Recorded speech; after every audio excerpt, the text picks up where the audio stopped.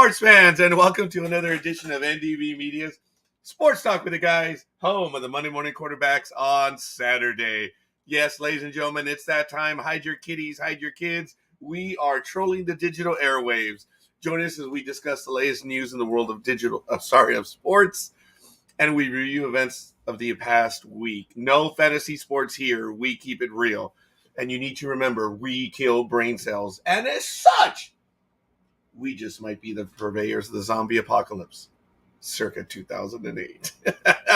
You have been warned. We are repetitive and redundant. We are the internet's ongoing traffic wreck. Hell, we carry more water for sports than Depends can handle. But good morning, I'm the Scorekeeper. Joining me in just a bit, of course, will be the big dog. I'm sure Speedy, Almighty, and Dreem. Looking forward to having them join me shortly.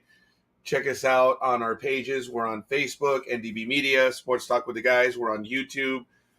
And, of course, we are on Twitch TV. So, thank you for joining us. We already have several people watching us. Thank you. And we are eternally grateful that you're spending your morning with us.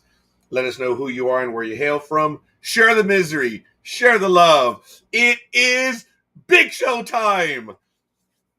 Share the misery. Share the love. Hey, that might be from the movie of the Jamaican bobsled team, remember? Feel the rhythm, feel the what. Anyway, getting definitely much older now. I'm not able to recall those things as quickly as I was before. But, of course, we're just going to get to it. As I mentioned, I'm the Scorekeeper. Today is March 19th, 2022. I am 3 years over my predicted death on the Death Game. For those of you that remember the DVD for the movie, remember that movie where death was apparently going to arrive and these kids were on a plane and, it followed the path and all that stuff. And the DVD had the Death Game on it. And I answered it and I did the game several times. And it was supposed to be March 19th, 2019. And like a fool, I believed it, but I'm 3 years after that. So today was the day, March 19th, 2019. It was very easy to remember that date. Oh, man, I forget. There was a roller coaster one there. Those movies were really funny. But as we know, as younger individuals, those movies were date movies. And a lot of kids today don't understand what I mean when I say that. But if you don't know, I'm definitely not going to be the one to ruin it for you. Today in Pomona, California, it's 55 degrees right now. It's going to get to 69, which should make it great here in the office. Did get a tad warm yesterday, but the AC did maintain it somewhat bearable. Today is, it's going to have an overnight low of 52, so it's actually going to be colder tomorrow night. Good morning, Tony! Thank you. Hope you're doing well, Tony, up there in... I'm sorry. Let me do it geographically correct so I have my spatial orientation. You would be over there. That's the orientation. So you are to my northeast, because that's north. Seattle's over there. You would be over there. I just have to do that. I have to get the spatial orientations correct. So I am facing west. I'm facing the Pacific Ocean. Actually, downtown Los Angeles is straight ahead of me, about 32 miles away, but maybe 30. Anyway, I don't know why. Morning, Sports Talk with the Guys. Yes, I don't know why, but Tony, you're in. I'm sorry. But thank you for the like already. And boy, do we have a lot of stuff to get over. In the last 10 minutes, I was writing them notes so I could be ready. But we're going to get to it. A lot of stuff in the world of baseball, a lot of stuff in the world of the Yankees as well. So big deal in the NFL, which we're going to get to in a little bit. There's a passing of a noted journalist. We're going to get to that news in a bit as well. But right now, as I mentioned, it feels like 55 degrees. The high is 69, low 52. Humidity is 66%. Yeah, I get that. Pressure is 30 inches. Visibility is 10 miles. Even though the sun is due up in 50 minutes out here on the West Coast where I'm at, the wind is heading to the east with a slight southerly orientation of 2 miles per hour. The dew point is 44 degrees. UV index is 0 of 10. And we are in a waning gibbous. So I might flash some symbols, but it looks more like I have arthritis. Because I think in the world of gangland, that's a 10. So I grew up in Commerce. I really was on the wrong side of the tracks.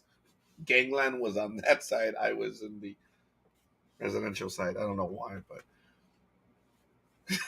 I was going to say something real stupid. Hey, stupid. That's what we do. Anyway, taking a quick look. Looks like we're going to be okay on the pollen count stuff. It's going to be a nice day out here. And hopefully it is across America for everyone. This could be just about a mile away. Two hookers were on a street corner. They started discussing business, and one of the hookers said, "Gonna be a good night. I smell crock in the air." The other hook looked at her and said, "No, I just burped." Oh, that one was actually a lot worse than I thought. Oh my God. I'm so sorry. I should read these before, right? An elderly couple were in church. The wife leaned over and whispered to her husband, "I just let out a long, silent fart. What should I do?" The husband replied, "Replace the batteries in your hearing aid." Hopefully you guys will like that one. We're getting to it. On this day in history, back in 1966, Texas Western defeats Kentucky in the NCAA final in College Park, Maryland on March 19th. Underdog Texas Western College defeats Kentucky 72-65 in the NCAA men's college basketball final, the first NCAA title for an all-black starting five. It wasn't meant to be pioneering, as it said, but it ended up being kind of cool stuff in history, and you should check it out. It was depicted in the movie. This run of 1966 was depicted in the movie Glory Road, which debuted in 2006. So you should check it out if it's of interest to you. It's at history.com. Thank you, history.com. Oh, no holding back. The AVP tour is coming. I believe they open in June. We'll get to the details of the schedule. Beach volleyball. Absolutely love it. But also in today in history in 1880 was the 42nd Grand National. Tommy Beasley aboard Irish, who was an 8-1 chance. Empress wins by 2 lengths from defending champion, the Liberator. It happened. In 1938, the NHL Toronto Maple Leafs and the New York Americans, or as we would say, the Americanos, combined to score 8 goals in just under 5 minutes. Toronto wins the game 8-5. Today in history, lost it. Oh my goodness, there we go. Sorry, got a little excited there. I lose track of what I'm doing. Back in 1977, France beats Ireland 15-6 at Lansdowne Road. Dublin to clinch its 6th outright Five Nations Rugby Championship and 2nd Grand Slam. Of course, in 1984, 2-time Cy Young Award winner Danny McLean is indicted on charges of drug trafficking, embezzlement, and racketeering. He eventually received a 25-year sentence, which was later reduced or quashed or whatever. He was the one in 1968 that was like unreal. One of the best hit pitchers. He and Gibson were just unreal. In 1968, I believe he was the last Major League Baseball player to win 30 games, or pitcher, 31-6. And it was only accomplished by 11 players in the 20th century. That was the year of the pitcher.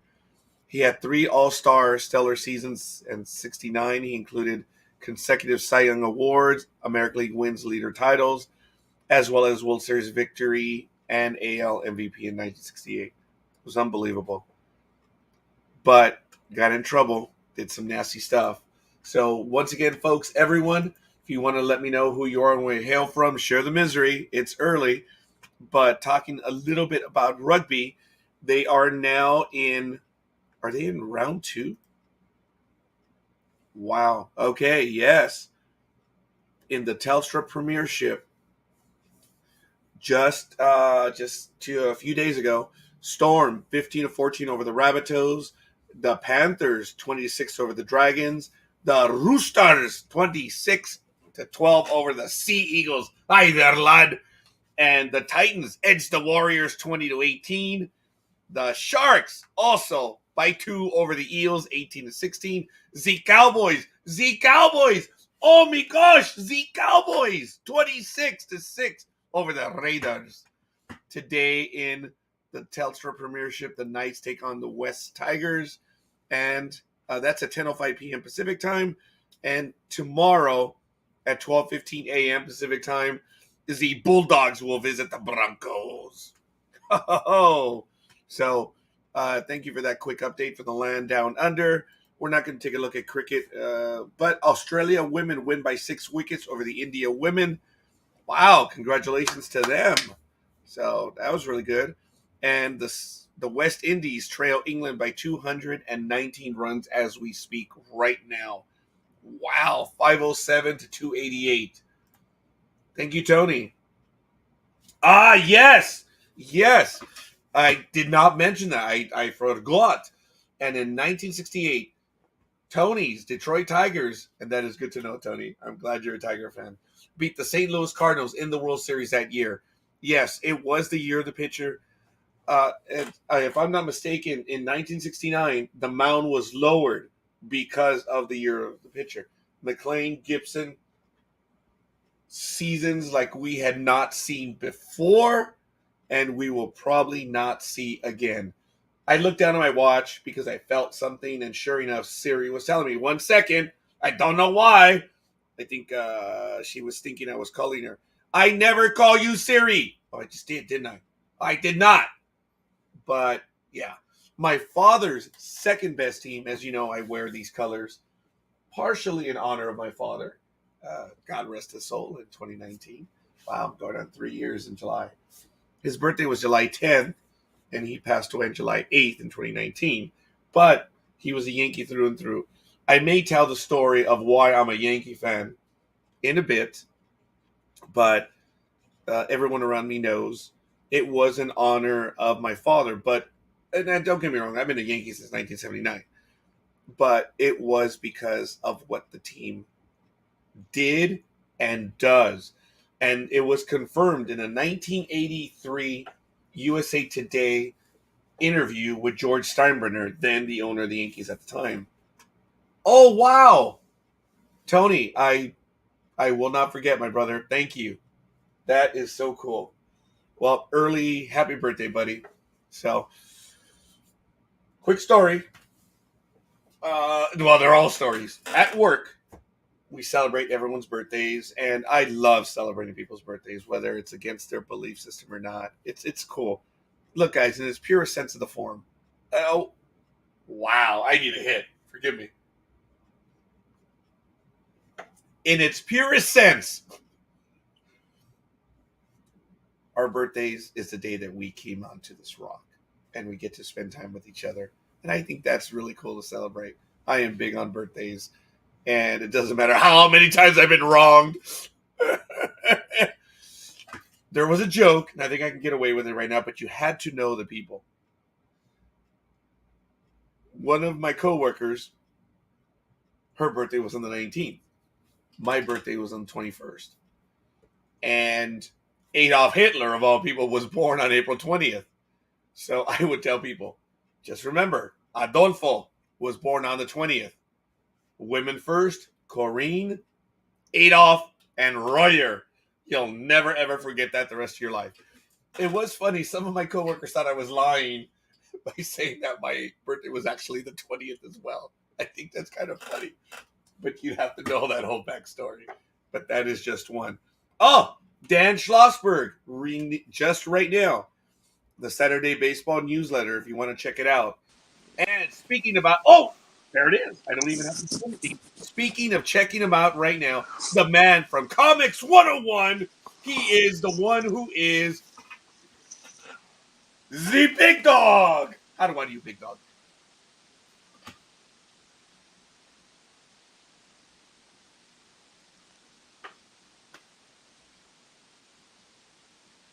Hi. Hi. That's going to play so well on the radio after when I upload it. I just said, Memories of Saul. See the first one to flinch. Memories of Saul. Oh, I've actually been spending my Fridays. I think over the lifelong relationships, friendships, brotherhood.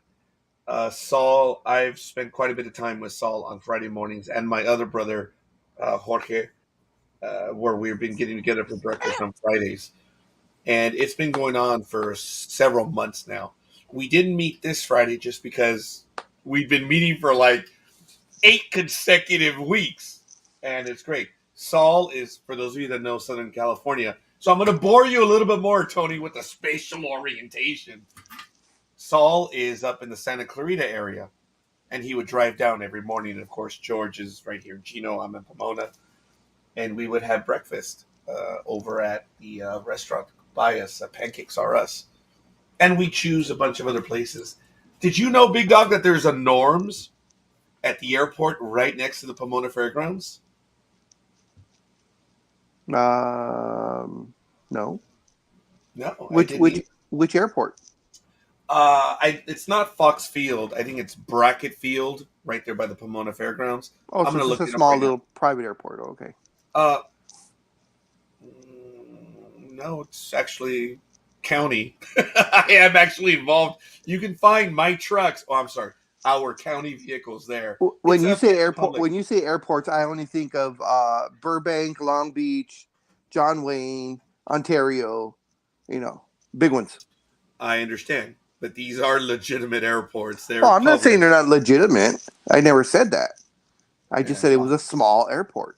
I don't. It wouldn't even qualify as a private, but nevertheless, folks, it is an airfield.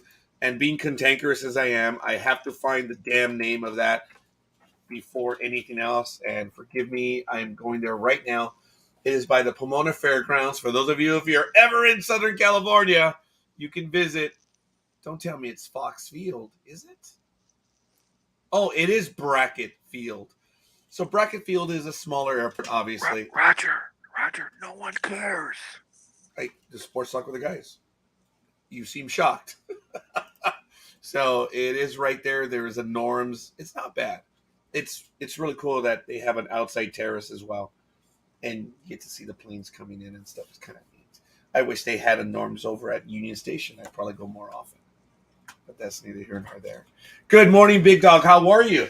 The Lakers won yesterday, 128-123, man. There's a Denny's right there by Union Station. I right, there is, but I Mm-hmm. was hoping for Norms. Anyway, Norms are he's all special. good. Yes, they are. And that Denny's, the one that the Big Dog refers to, is well known. It might be the Denny's of Southern California, right? No, Because it's like 2 blocks away from no, no. from the what From is the it? Twin The men's Towers. central jail. Yes, Twin Towers. yes. Well, that's the mental facility. A lot of people don't realize that, but CJ, as they call it, men's central jail in LA County. There's a phone booth on the corner right by the Denny's, and there's always a lot of people using that phone booth. And it's still there, surprisingly. It's a public telephone. And yeah, it's kind of cool if you think about it. People who get out are there, but the point is they're getting out of CJ. So, whatever. Lakers won, Big Dog. Congratulations. And did he have a big game, Mr. Westbrook? Big fucking whoop. I'm sorry. I thought this would be something to kind of be excited about. Oh yeah, one win in the last 11 games. Sure, it's a big thing. Sure. Well, fair enough. All right. I did notice ESPN was calling it redemption for Mr. Westbrook, No, and they're just it's pitching. stupid. He had a late game steal, and with time running down, he put up a 3-pointer, which of course he's shooting, I don't know, 12% for the year or something like that, and it went in and sent them to overtime, and they won in overtime. But yeah, string together, guys, 3-4 wins in a row, and maybe we'll talk redemption. What are the Lakers' chances of a playoff spot if They're they? still they're in the play-in. They're Oh, hanging on, but if they continue to be 3-7 and 2-8, in 10 games, they're going to be out of the play-in real quick. They are, let's see, I think 2 games ahead of the number 11 team. Okay. Because they're in the 9 spot. The Clippers are in the 8 spot. And I don't see either one really moving up. Let me see. Yes, I accept. God damn it. I hate ads. Sports Talk with the guys. They are 3.5 games out of the from the 11 spot, which are the San Antonio Spurs. And they are 1 game ahead of the Pelicans from dropping into the number 10 spot. All right. Fair enough. Folks, March Madness has begun. Round 1 is pretty much over. You have the second round now, and you have some very big games coming up. We'll get to those games very briefly, but just want to talk about that. This weekend, of course, Formula One is in Bahrain, IndyCar is in Texas, and NASCAR is in Atlanta. On March 24th, we're going to be entering, actually March 24th to the 26th, returning to March Madness. We're going to have the Sweet 16, which, of course, leads into the Elite 8. And next week, Saudi Arabia for Formula One, and NASCAR is going to be at COTA. And at the end of the month, March 31st, was going to be Matt Alvarez's birthday on opening day. But it's just going to be Matt Alvarez's birthday. So that one is coming. That's a quick look on the calendar. Coffee asks the question of the minute. Who is a bigger dumbass, Carlos Correa or Scott Boras? Well, I'm expecting the big dog to comment on the signing right now of Carlos Correa, which I am just absolutely happy about because Carlos Correa, the shortstop of the Houston A-Holes, signed a 3-year, $105.3 million deal with the Minnesota Twins. Thank God he didn't sign with the Yankees, but I'm sure Big Dog will comment over the fact that, yet again, these players are not paying the price for what they did. And 3 years, $105.3 million. Unbelievable. And he was one of the defenders of the, he was involved in it as well. He could have put an end to it, and he did not. Wait, what do you mean? Not really. It's a 1-year deal. I might have missed. No way. $105.3 million. Unless he has an out. I don't know about that, but I was under the impression it was a 3-year deal. But who is the bigger dumbass? I don't know. Scott Boras is a fairly well-to-do, well-off individual because of the deals that he's been able to swing. And I'm just happy that Correa is not a Yankee. So, very quickly, folks, we are getting news in the real world. And I apologize, Big Dog. Apparently, 4 American Marines have passed away. They were killed in an aircraft crash during NATO exercises. Completely unrelated to the conflict in Ukraine. This happened in Norway. So we're going to be finding out news further. Damn. Yeah, that happened yesterday. It broke yesterday. I think it was a training exercise. And I apologize. I didn't emphasize that they were confirmed. And I'm sorry. But go ahead, Big Dog. It's like what Coffee says. It's 3-year deal, but it's opt-outs after years 1 and 2. All right. If he wants. And with that, I thank you, Coffee. I get it. Good for him, that he gets that. But Big Dog has, for the longest time, made it very clear to the sporting world that these players did not, in fact, pay a price whatsoever for their cheating. They didn't. What price did they didn't even pay? None of them. They were all given immunity to confirm that they were cheating. And the asshole commissioner, who's got no balls whatsoever, did not strip the Astros of their title, did not strip the guys of their rings, did not strip the guys of their bonuses. Everything was given to them and everybody knows they cheated.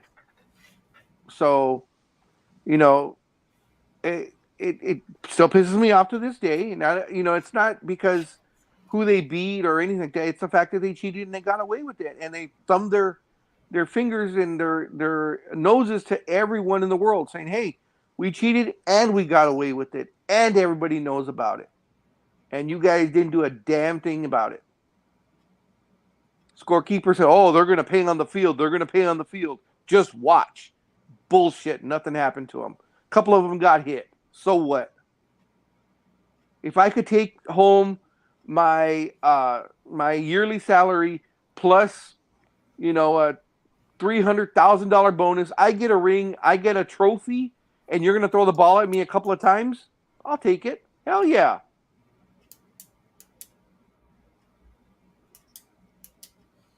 And they did. There is absolutely nothing I can add to that. My acquiescence to the big dog is clear. They did get hit a couple of times. I can't even change the wording on that.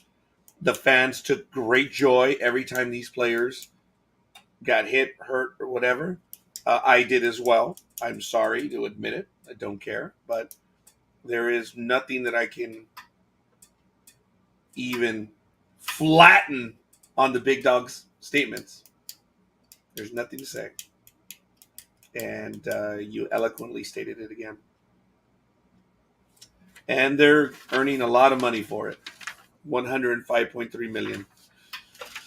It doesn't matter, Coffee, that he's going to a shit team. He's getting his money. And as I said, I'm just so happy he didn't join my team, which I'm wearing the colors for right now. So, is he a decent shortstop or second baseman, whatever the hell he is? he's decent. In other words, Yeah, he's decent. I know no one is ever worth that money, but I mean, could you see had the whole cheating scandal not had happened, or were he never associated with the Astros? If he got the 3-year, $105 million deal, would you be saying, "Okay, yeah, no I don't problem"? know if I can tell you that. It's the economics of baseball. Salaries are just True. going up and up and up. Is he worth that in every sense of the word? No, no, no, no. Well, that's why I hesitate. One of the top three in baseball. Well, I will not argue that. Coffee. It does have issues of health, and that's why I when Big Dog said decent, I was like, well, yeah, because he's decent. Because there are issues. He's a good ball player, and that was my first answer to you. It was yes, but bad attitude. Don't like him. It.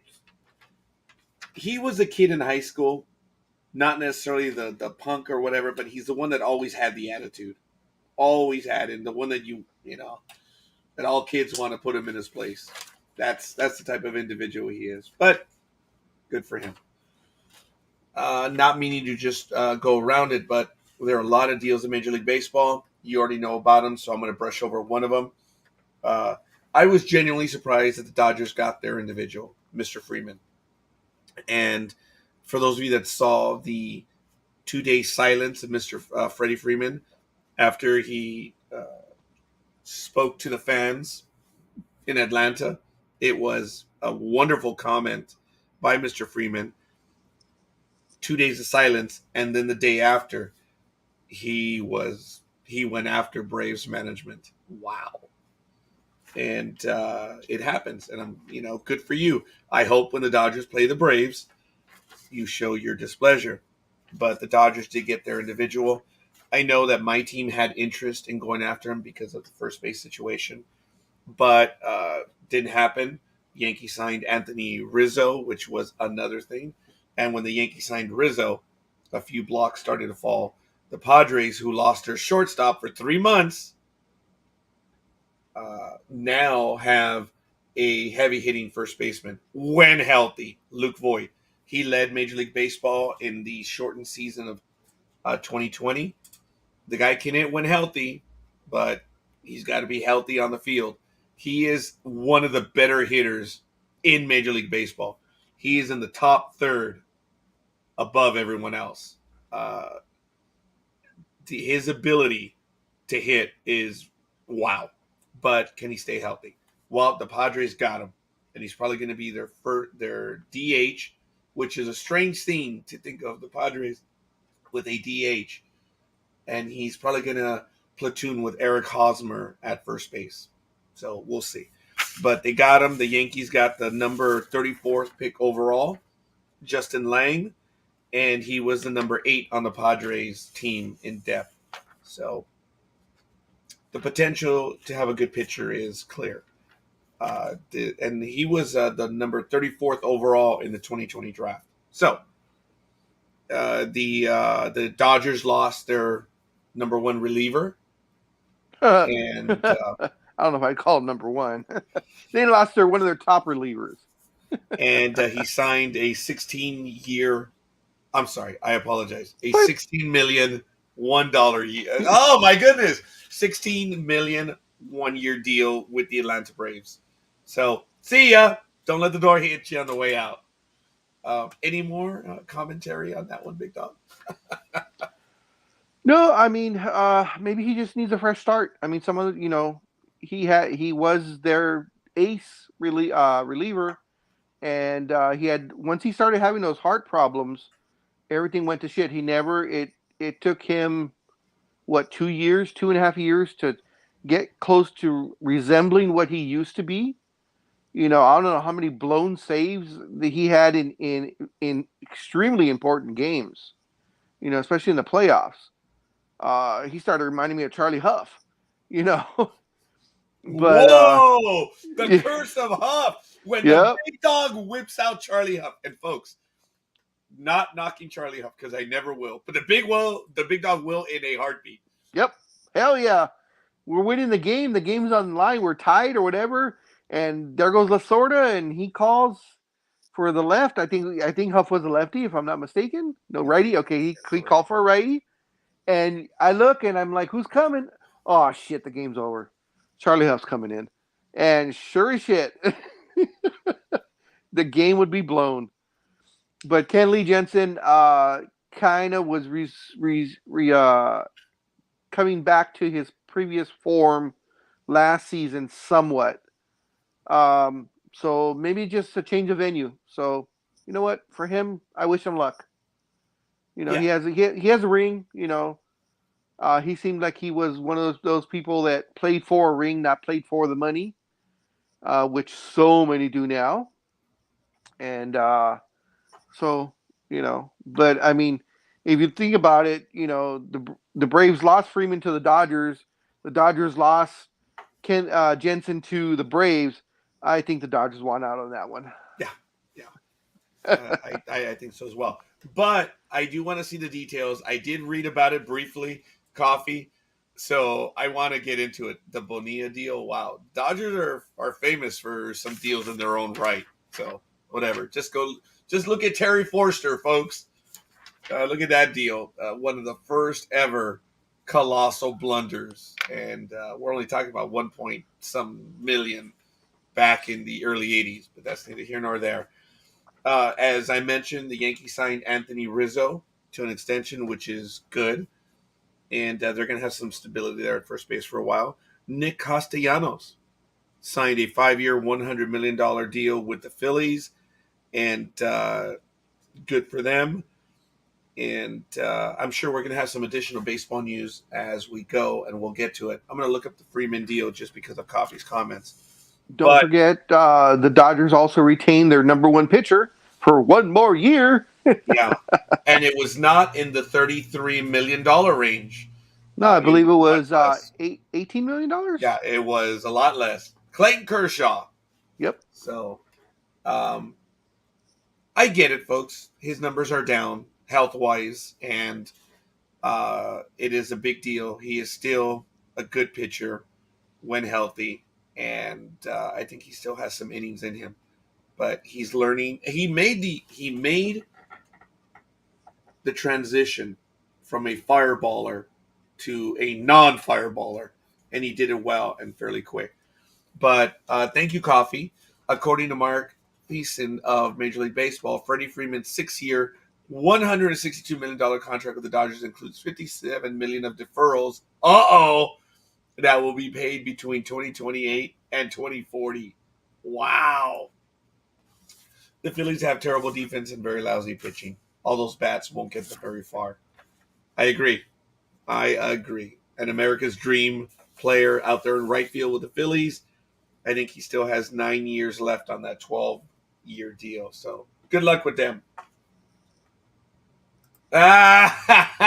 Very good, Tony. Yes. The Frank Tanana transition. I like that, Tony, and I appreciate more and more your background in baseball as well, as I do coffee and Big Dog. Frank, folks, this is getting into the 70s and 80s, and really in the 80s. Frank Tanana was a fireballing lefty. He was really, really good, and he blew out his arm. And he was able to make the transition where he became a powder puff or an off-speed pitcher. In some ways, it was painful to watch, but Frank Tanana did make the transition. But there's a joke behind it, so I appreciate that, Tony. And I'm glossing over it. Frank Tanana did pitch many years after his injury, so he was able to stick around for a while. I don't know if he'd survive in today's fastball league, though. But I'm sure we're going to get to some other deals in Major League Baseball. There were several events switching to football, which surprised quite a few people. I was on the fence on it. I was surprised. I really thought he was done. And, of course, Tom Brady was retired for all of half a second, and now Tom Brady is back. And I don't know if it was yesterday, Big Dog. He couldn't handle Giselle and the kids. He was like, fuck that, I'm going back to the field.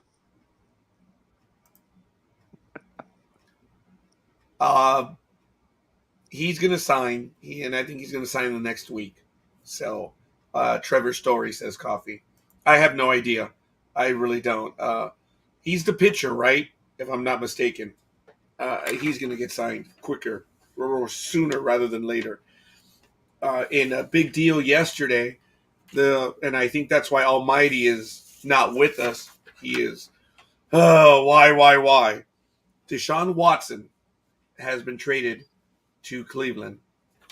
So I've already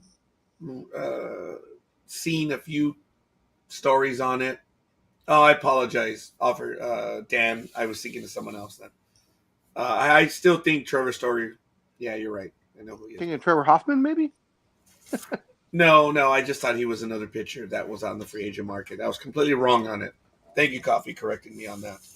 Yeah, he was with the Rockies. Evan Pitzold of the Detroit Free Press reports the Tigers and free agent right-hander. Oh, yeah. Okay, I read that, and I actually did read that one, but I didn't talk about it because it was not confirmed. But I suppose it has been confirmed now. Michael Pineda and the Detroit Tigers have agreed to a one-year, $5.5 million deal. The deal also includes up to $2.5 million in additional incentives. I agree with those deals, folks. They should get a base salary and loads of incentives. It gives them the incentive to do better. Oh, my God. Come on, Big Dog. Come on. Give it to me. Please. Oh, he's not going to. But, yeah, they might have a second career year.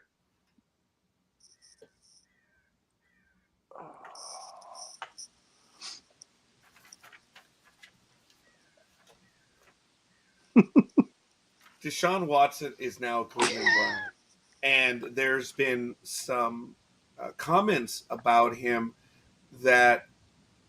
which I thought were rather inane and just flat out stupid. Folks, believe what you want about Deshaun Watson, but again, think about it. There were never any criminal charges until someone asked, wait a minute, how many people are suing him in civil court? Wait, how many have filed against him? And then within a few days, someone filed a criminal complaint against him. Now, there are many people that are filing, but folks, come on, man. Think about it. So, I do still believe in you are innocent until proven guilty, and it's going to it's going to play out but didn't they drop the criminal charges on that one, Big Dog? Of the one charge, I believe so. I But know. he I'm still, sorry. I but slurred my speech when I said charges. but but I believe there's still those 23 women on the civil suit. Right. So I mean, yeah, innocent until proven guilty, but 23 women? Whew, you know. If they have a chance to score some money, we shall see. But again, and Big Dog, I'm not naive in that. It's just I prefer to look. I'm not going to be like everyone else, which is okay. Well, it looks at it, smells it. Well, he must be guilty. No, I've been involved in many other things in my workplace, outside of the workplace. I have been involved in many things where it looks bad until you get into it. Yeah, but you've also been involved or seen or read about stuff that in your area of expertise at your workplace where you were just smarter than the other person and you got them off even though they did do it. Not you. When I say you, I don't mean you per se. You as the person representing them. They've got. You cannot confirm or deny. I know that, but oh no, Big Dog, no. I take issue with getting them off.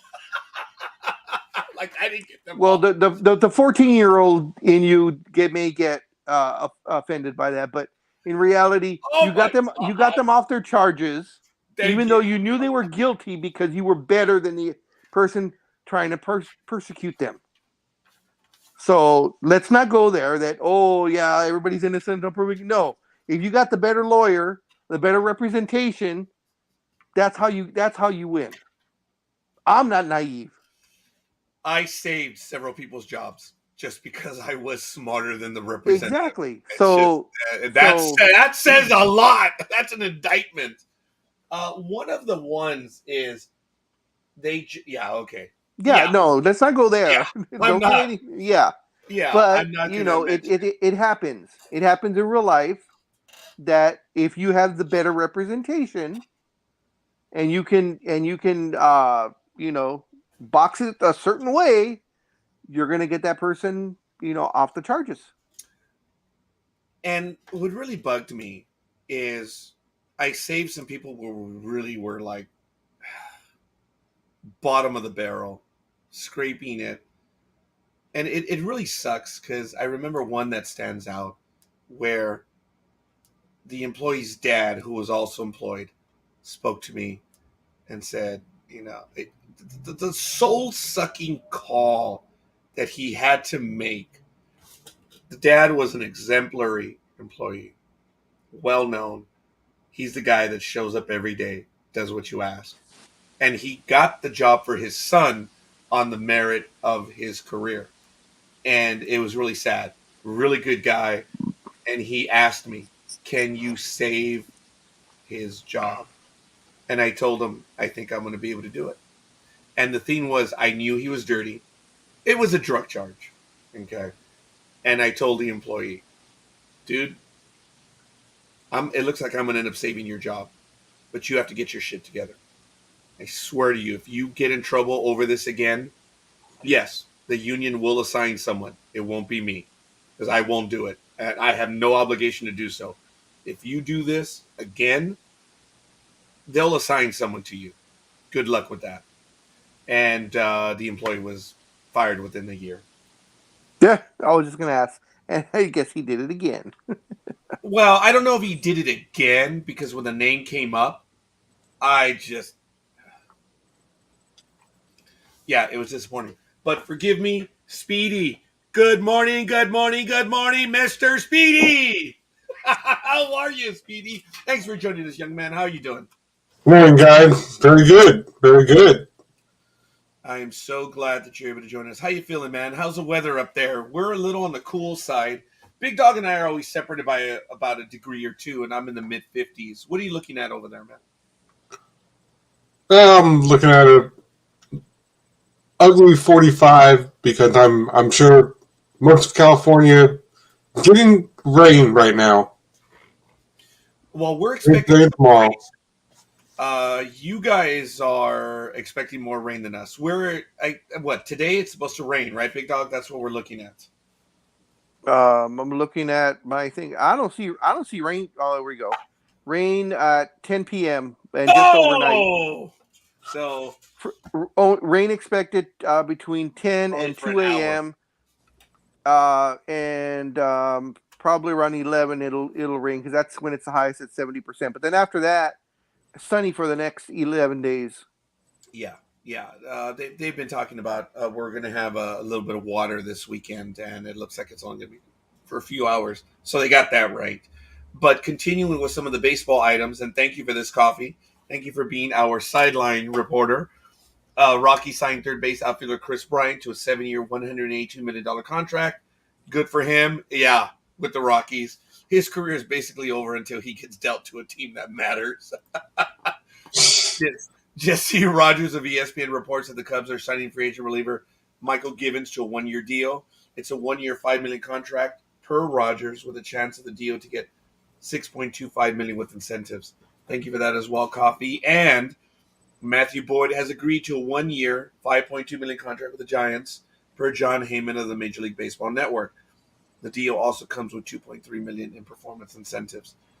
I don't know how soon it's going to happen, but I have noticed a trend of more incentives. For those of you that have followed Major League Baseball contracts, they've always had incentives. And forgive me, I'll explain. Most contracts have had, like, if you win a Gold Glove, extra 50. If you win a Silver Slugger, extra 50. All-Star selection, whatever, being on the roster for how long. They've always been small amounts. They've been additions. But now these performance incentives are beginning to become significant portions of the contract.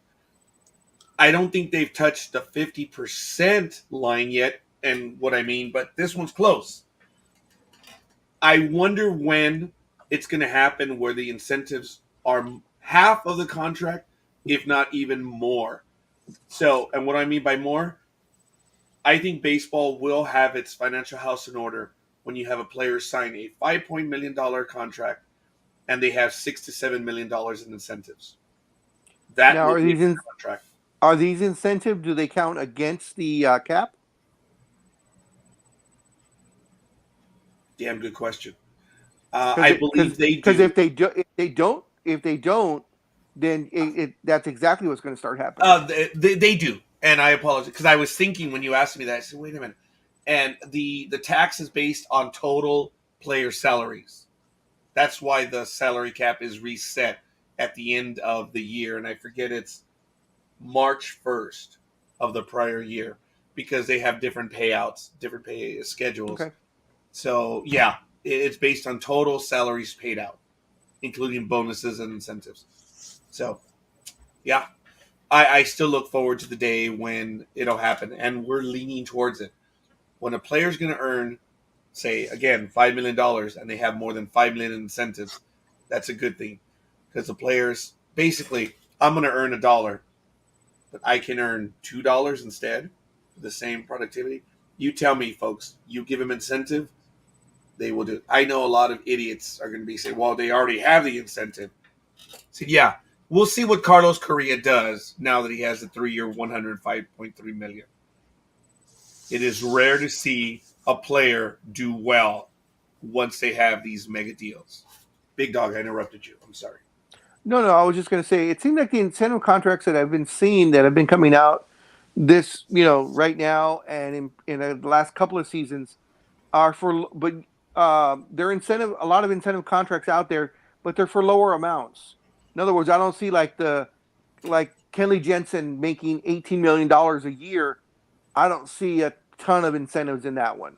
Usually if you read it, they'll say $18 million contract with another $2.3 million in incentives if he reaches them. I notice that seems to be the amount between $2 to $5 million in incentives, and it's usually at bats, pitches made, plate appearances, that type of thing.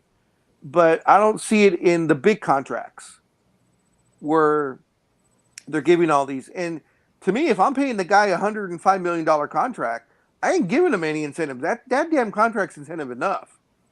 I'm not going to say, okay, you can earn another $50 million if you hit these incentives. Bullshit. I just paid you 103. There are arcane rules when it comes to the CBA on incentives. You can give them an incentive laden contract if you sign them to what they call the minor league deals, and they get a minimum. And it depends on your classification. So, yes, Big Dog, you're right. But even that, Kenley Jansen deal, I'm almost certain that there are like $50,000, $100,000 bonuses. Oh yeah, Yeah, I mean that's all-star selections. those $50 and $100 and $250,000 incentives they're almost normal for all the contractors. But it's okay. We'll pay you $250,000 if you win MVP, and because they're going Kenley Jansen MVP. I don't think so. Yeah, throw it in there. He ain't gonna get it. A lot of those incentives that are in those type of contracts are incentives that are never going to be cashed in, and the owners and agents know it, but it's there just in case. Yeah. Now, one final quick deal that happened earlier in the week, which was a surprise: the Yankees and the Twins. People are calling it a blockbuster deal. I don't know.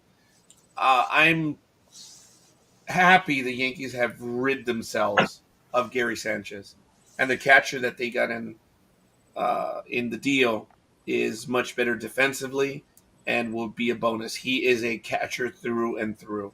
So even though Sanchez, it was just the peaks and valleys with Sanchez were just so extreme. He is a deal he is a player that hits the ball when healthy. But even then, he's a home run hitter with a lot of holes in his bat. So Coffee mentions Twins got guys who can't hit and the world's worst fielding catcher. So I think the Yankees overall scored on that one. They also I thought Piazza retired. And they've got themselves a shortstop now. I was disappointed that Urshela was traded to the Twins. That one bummed me out. But anyway, a lot of Yankee talk this morning, and I do apologize. We had a lot of baseball stuff that we're going to go over. I want to go on over to I'm so sorry, Speedy. You want to go to coffee? Wow. No. Speedy, go ahead. You joined us. Thank you for being on with us, man. How you doing again?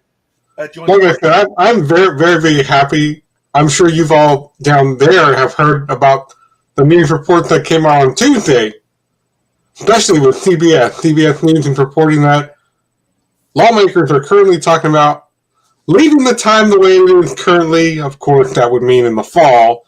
If they do pass this law with permanent daylight savings time, our kids would sadly be getting up right now, getting outside, waiting for the school bus in the dark. I'm like, yeah, and your point?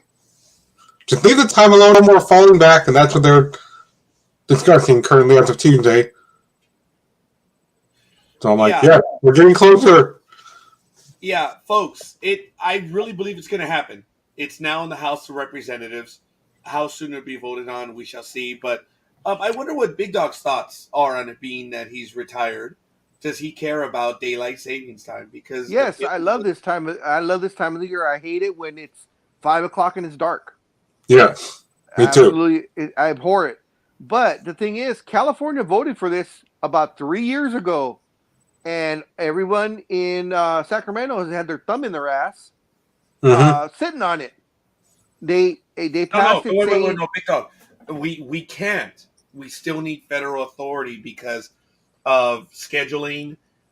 Look, Arizona got it. Congress approved it, so that's why. Please, folks, remember it's still federal authority. Okay, then did or did not the people of California vote to have like the standard time we're in now, Did not the people vote for that to be permanent? The vote was yes, Big Dog, Okay, but it yes, was contingent on federal approval. okay, hold on. And Sacramento, knowing that it has to be approved by Congress, by the federal side of it, has had their thumb up their ass the last 3 years, not trying to get it pushed through. That's all I'm saying. They knew what it took to get this pushed through, that the people of California voted for the last, that, you know what, 2 3 I think it was 3 years ago that we voted for it, and Yeah. all this time they've been sitting on it. They didn't say, oh, let's go to Congress and ask them like Arizona did. Arizona did it, why couldn't we do it? So they've had their thumb in their ass for the last 3 years, and now that Congress is going, they're probably going, oh yeah, let's be the charge right behind them. Yeah, that is true, because every report that's come out after the fact, and they're like, well, we didn't have time to approve it. I gotta get going, we didn't guys. know. I'll be back. All right. Bitch. Wow. Wow. Big Dog was using florid language this morning. I guess he'll be back in a little bit. Yeah, I guess he's infuriated. Coffee did say Piazza was not as bad as Matt LaCroix. That's okay. Speedy, you really excited about this? But folks, let me be the one to remind everyone that already people are saying, and I'm the first one to throw everything at it, this is not the last change that we will see. If Congress were to vote on it right now, this will take effect in November of 2023. So there will still yet be one more time change. So you need to keep that in mind, because if it's voted on now, you have to remember that the airlines, number one, they schedule so many planes and flights in advance that they need time to get the changes done. Not only airplanes, but trains, ships, and all that. It takes time to fix all that. So, if it's approved by Congress in the next few weeks, which it more likely will, it will still not be effective until November of 2023. So, sorry.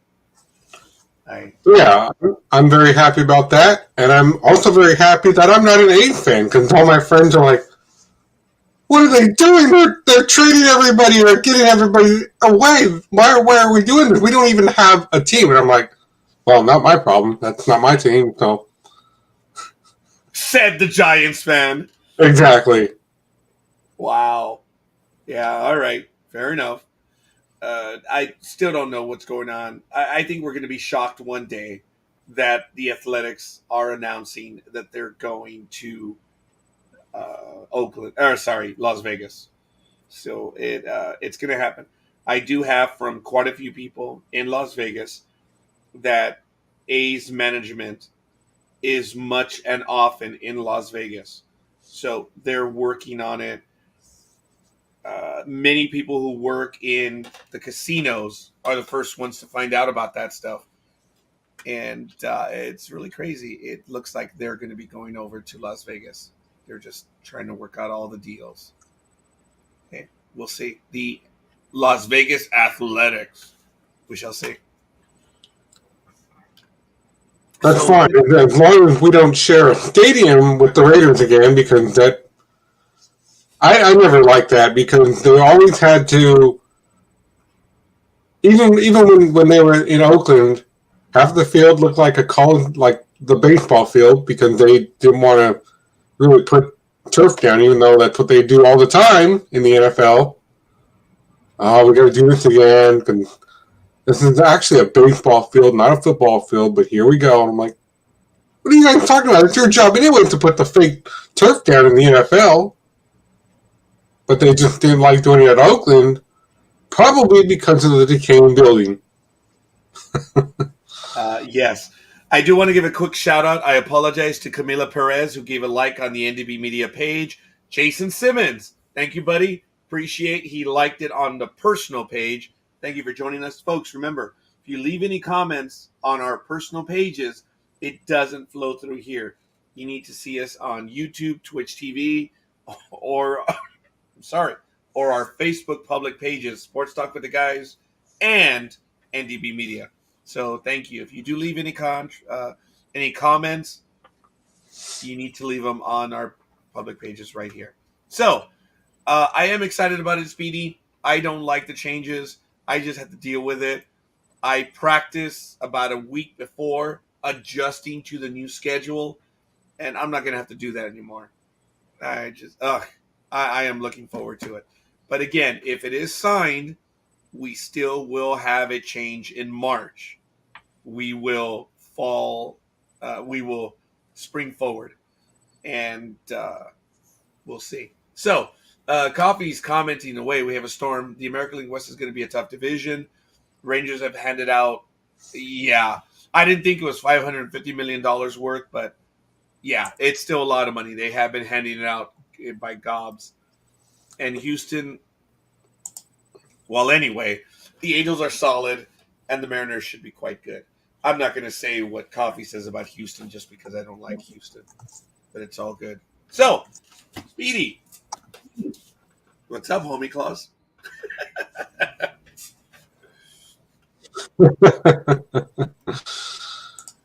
I tell you,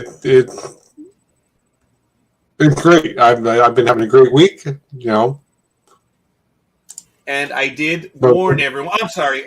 Give everyone the notice that your birthday is coming up. It was going to be on opening day, but now it's been set back a week. But it is still the Matt Alvarez birthday, March 31st. So. Yes, I know. What are you going to be now, 25? When you turn 25, Matt, I got to tell you, it's a good thing because your insurance rates on your car will drop. I'm past that, though. It's all good. Folks, you've heard the story. You know it. The reason why we rib Matt is because for the longest time on Facebook and Blog Talk Radio, we swear Matt Alvarez used his 8th grade yearbook picture. It was not. That very first picture is not. All right. From when? The 9th grade? No. I'm not going to keep guessing, Speedy. From when? Which year was it? That was from 2004. Wow. When I just moved into this building at 20 years old. There it is. 20. God, 20. Oh my God, man. You looked like you were in the 8th grade back then. That's why we've always ribbed them. Or at least I did. I was the first and only one that took a shot at Matt over his age at the very end of the program. And ever since then, everyone else joined up on it. So I apologize, Speedy, but it's just all good fun, man. Well, yeah, I've gotten used to it over the years, especially the following year when I turned 21 and started going out with my friends. And all these bartenders are like, you don't look young enough to be in here. Can I see your ID? I'm like, crap, here we go. And then 2 years after that, when I did turn 25, I went to games. I've told this story on Facebook in a similar post, but I went to GameStop because that was when GTA at the time had just came out with Grand Theft Auto 5. I was like, okay, I did the midnight release. I stayed up and got my car, and I went to GameStop, and I'm like, all right, it's 11:45, almost time for midnight. They're going to do the midnight release. But I went to Fremont because I found out that some of my old buddies were all working there, and I was like, cool. I'm going to go over there, even though there's GameStops around here near me, but, that's neither here nor there. So I went there, and I'm like, what's up, guys? And they were like, oh, you're here for the release? I'm like, yeah, well, what else is everybody doing? There are all these other people here.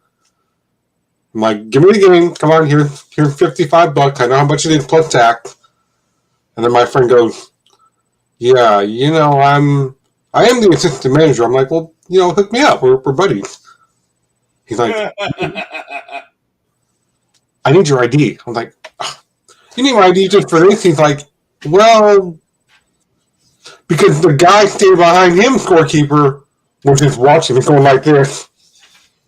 He goes, the guy behind me, that's my boss. I was like, oh, he's like, he thinks you're underage. I'm like, of course I'm not underage to play this video game. Come on. You have to be 18 to purchase that game, and Yep. you see, case in point, man, that is funny. That is when you've always had that youthful disposition, which is really cool. I mean, which is why it would be, easier, because all these kids come to me and they tell me their horror stories of high school. I'm like, they should bring that TV show back where all these people are actually younger than they look, but they are going on campus pretending to be a minor. I can pull that off. They should bring that show back. I'm like, what'd you say to me? You want to fight? Let's take it outside. You go back to that's funny. I would never, ever, ever in my life be mistaken for. I never was. Hell, I told you, I used to go to Las Vegas at age 19. And I was never carded, not once, ever. Never, ever, ever carded in Las Vegas. Hell, I think they're offering me the senior discount now in Vegas without even asking. I did get a conversation with someone. Oh yeah. If I don't get the senior discount, which I'm 52, I'm annoyed because I'm so used to it. The first time I was given a senior discount, I was 34 years old. Like, oh my God. And I was out with a coworker for lunch. She was a student worker. I was 34. She was 21. So I guess they thought I was the dad. And I figured I was, oh my God. The jokes were incessant. I would always tell her, hey, who's your daddy? I'm the one getting the discounts. And let me tell you, it was very profitable going to lunch with her. Damn. Because if I got the discount, she would get the discount. We went to lunch a lot. And we got discounted food because of my perceived age. First time I got the discount at 34, I was miffed. But now I tell you, it's the tables turned. If I don't get the discount, I am miffed. And I'm still not even 55, so go figure. But Coffee does say, Yankees have a right fielder for half games because he's a little child and not willing to get vaccinated. And if it comes to pass, Major League Baseball is looking to limit the shift. Come on, man. Come on. That one might be my line. Come on, man. Shut up. The great hitters, Yastrzemski and Ted Williams, they all had the shift deployed against them, and they still did well. Come on. So, good morning, Aisha. Thank you for the like. Of course, Tony Kanopka, thank you for the like. And Sports Talk with, that must have been the big dog. So, thank you for the like. We have quite a few people watching us, both on Twitch, Facebook, actually quite a bit on Facebook. So, thank you for joining us. Let us know who you are and where you hail from, folks. Join the misery. We are now in the second hour here on Sports Talk with the Guys, home of the Monday Morning Quarterbacks on Saturday. Hopefully the big dog will be returning and joining us. Maybe Coffee will as well, and Speedy is on with me right now. My thoughts are with Dreem. He's very busy. The restaurant has got him down, doing a lot of stuff, but also for family. I'm not going to spill it. You're friends with him on Facebook. You guys know what's going on. So my thoughts are with Dreem as he works through with the family. So I hope you guys are doing well. And I can't wait for Dreem to be returning. But anyway, very quickly, I had to take a screenshot of this because I didn't have time to write it down. As I mentioned earlier, the NCAA March Madness continues, and some notable games for today. Number 8, North Carolina versus Baylor. That's at 12:10 Eastern Time. Number 9, Creighton versus Kansas, who's number 1 at 2:40 Eastern. Number 12, Richmond versus number 4, Providence at 6:10. Number 15, St. Peter's versus number 7, Murray at 7:45 Eastern Time. This is in the afternoon, obviously. And number 9, Memphis versus number 1, Gonzaga at 9:40. Remember, you have the 4 different divisions in this. So these are a big deal. Now, when I was talking about Deshaun Watson being traded to Cleveland, I guess he signed a 5-year, like $230 million. Wow. That's crazy. Good for him. Hope he performs. But he's going to have that criminal stuff hanging over him. He's going to be detached. It's always on his mind. My crew go with you, the Giants and the Cubs tonight under the lights at Scottsdale Stadium. It's the Cactus. Sorry about that. So what did you want to get to there, Speedy? Or are you looking for something else? Oh, I love getting these emails. I love it. I love it. I love it. I love it. I just got paid for my bit of work. So I love those. Tax season is that oh, there it is. Right there. Yeah. Sorry, folks. Yeah. It's been very busy, and it's really picking up. For the first time, my busiest month has always been February. But this year, because I think people were expecting an extension, they weren't there. But now in March, oh my God, it's drowning in work. But anyway, that's keeping me busy. So I'm looking forward to it. The trip to Alaska is, oh my God, it's we're leaving on the 20th. So it's like, oh my God, it's a month away. I'm starting to feel it now. This will be my first trip of the year, and I'm so looking forward to it. I'm going on April 20th, and I will be flying back on the 27th. Yes, Coffee, I recommend you should. And if there's money there, what the hell are you doing, man? Why? If you're getting money back, why have you not filed? I have not filed because I'm not getting any back. So, and for the first time ever, I had to pay last year. So, just very quickly, what I did is I filed an extension, and I'm not saying you should do this, but I filed an extension, and I paid everything in August. For those of you who don't know how it works here in the United States of America, but I paid it in full, and as such, because I paid it in full, there were no penalties. If you only pay a portion, there will be a penalty for the amount that is over. So in other words, if I owed $500 and I only paid $100, $400 would be a late filing fee, somewhere along the lines of 10%. It could be a lot. For me, it's going to be a lot. It's going to suck. This one's going to suck, man. It's into the thousands. But anyway, not the penalty, what I'm going to owe. So, hey, it is what it is. So, hey, I'm lucky. The business is doing well. Now I have to pay taxes. Damn it. Damn it, damn it, damn it. Yes, I get it, Coffee. I don't understand why, but I get a couple bucks. Or I have to pay a couple bucks. So if that's the case, if you're right there where you either get a little bit back or you have to pay a little bit, that's a statistical bullseye. That is a tax bullseye. If you're under $100 refund or having to owe, guys, that's perfect. Because if you get a big refund, it means someone had your money for a whole year. And that's anathema to me. You should be taking advantage of that. But that's another program somewhere else. And I think Jedi Tax will be on this Sunday. But it's, we'll see. Anyway, Speedy, what else do you have, buddy?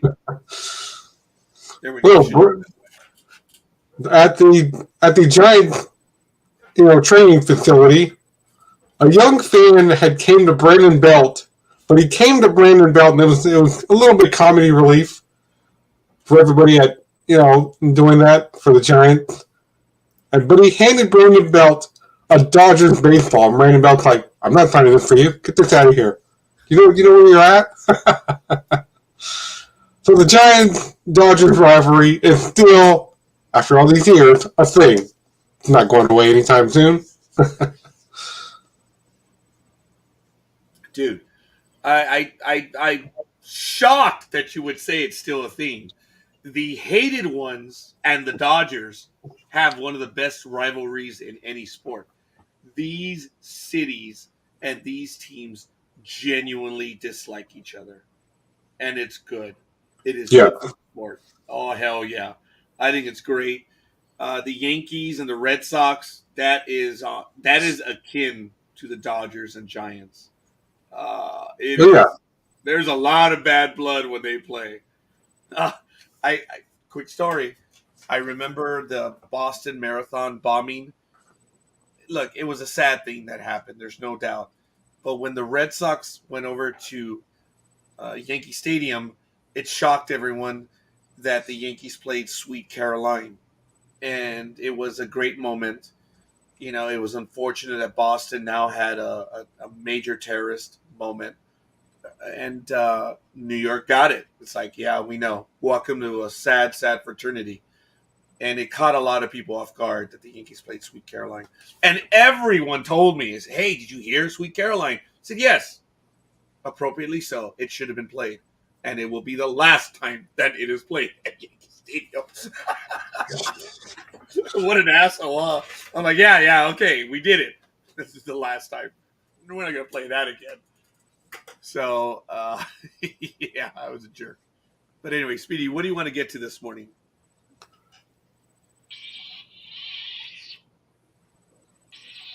Well, we know you have your Star Wars program. How's that going with your friends that were on the show a few weeks ago? More like a month ago. It went well. It was fun. It was good. But Comics 101 returned. Big Dog did a program on Thursday. I haven't had a chance to watch it. So I don't know if you folks saw it. It's on the network, Comics 101. It's on our NDB Media Facebook channel. It didn't even make the YouTube page. I'm like, what the hell? But I wasn't there to assist the Big Dog and Almighty because I was booked. I had 5 appointments on Thursday night. The Thursday before, when they told me they were going to do it, I left my appointment schedule with my availability.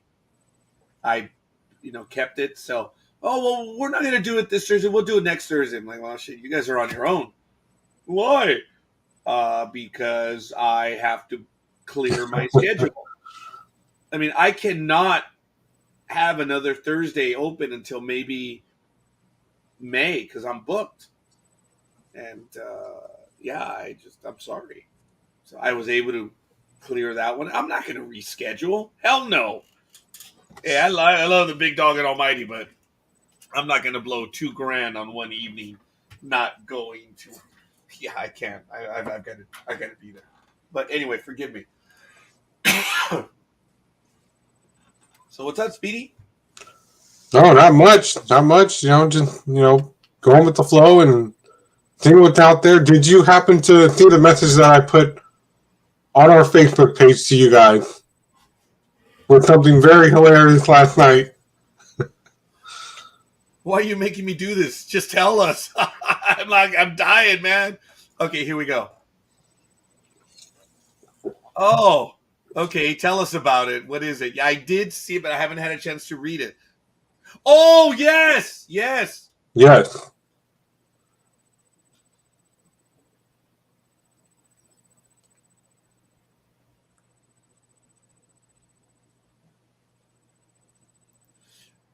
Speedy posted a video.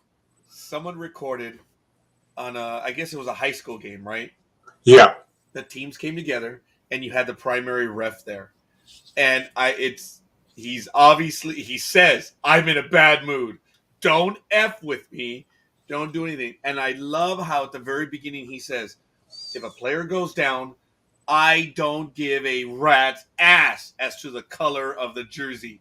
The player goes down, you pick him up. That was cool. That was really cool. Yeah. He was like, I don't care the color of the jersey. Player goes down, you pick him up. No one wants anyone to tell your team what to do, but the ref doing that was really awesome. And it's cool. But he tells them, don't F with me because I'm having a bad day. I don't want to see any fuckery. Go out there, play hard. And he's using some colorful language, but it was really good. I'm not going to play it right now because I don't think I'm able to transfer the sound over to it. But right. It's back. We would have to put a disclaimer. But I like that ref. I really do.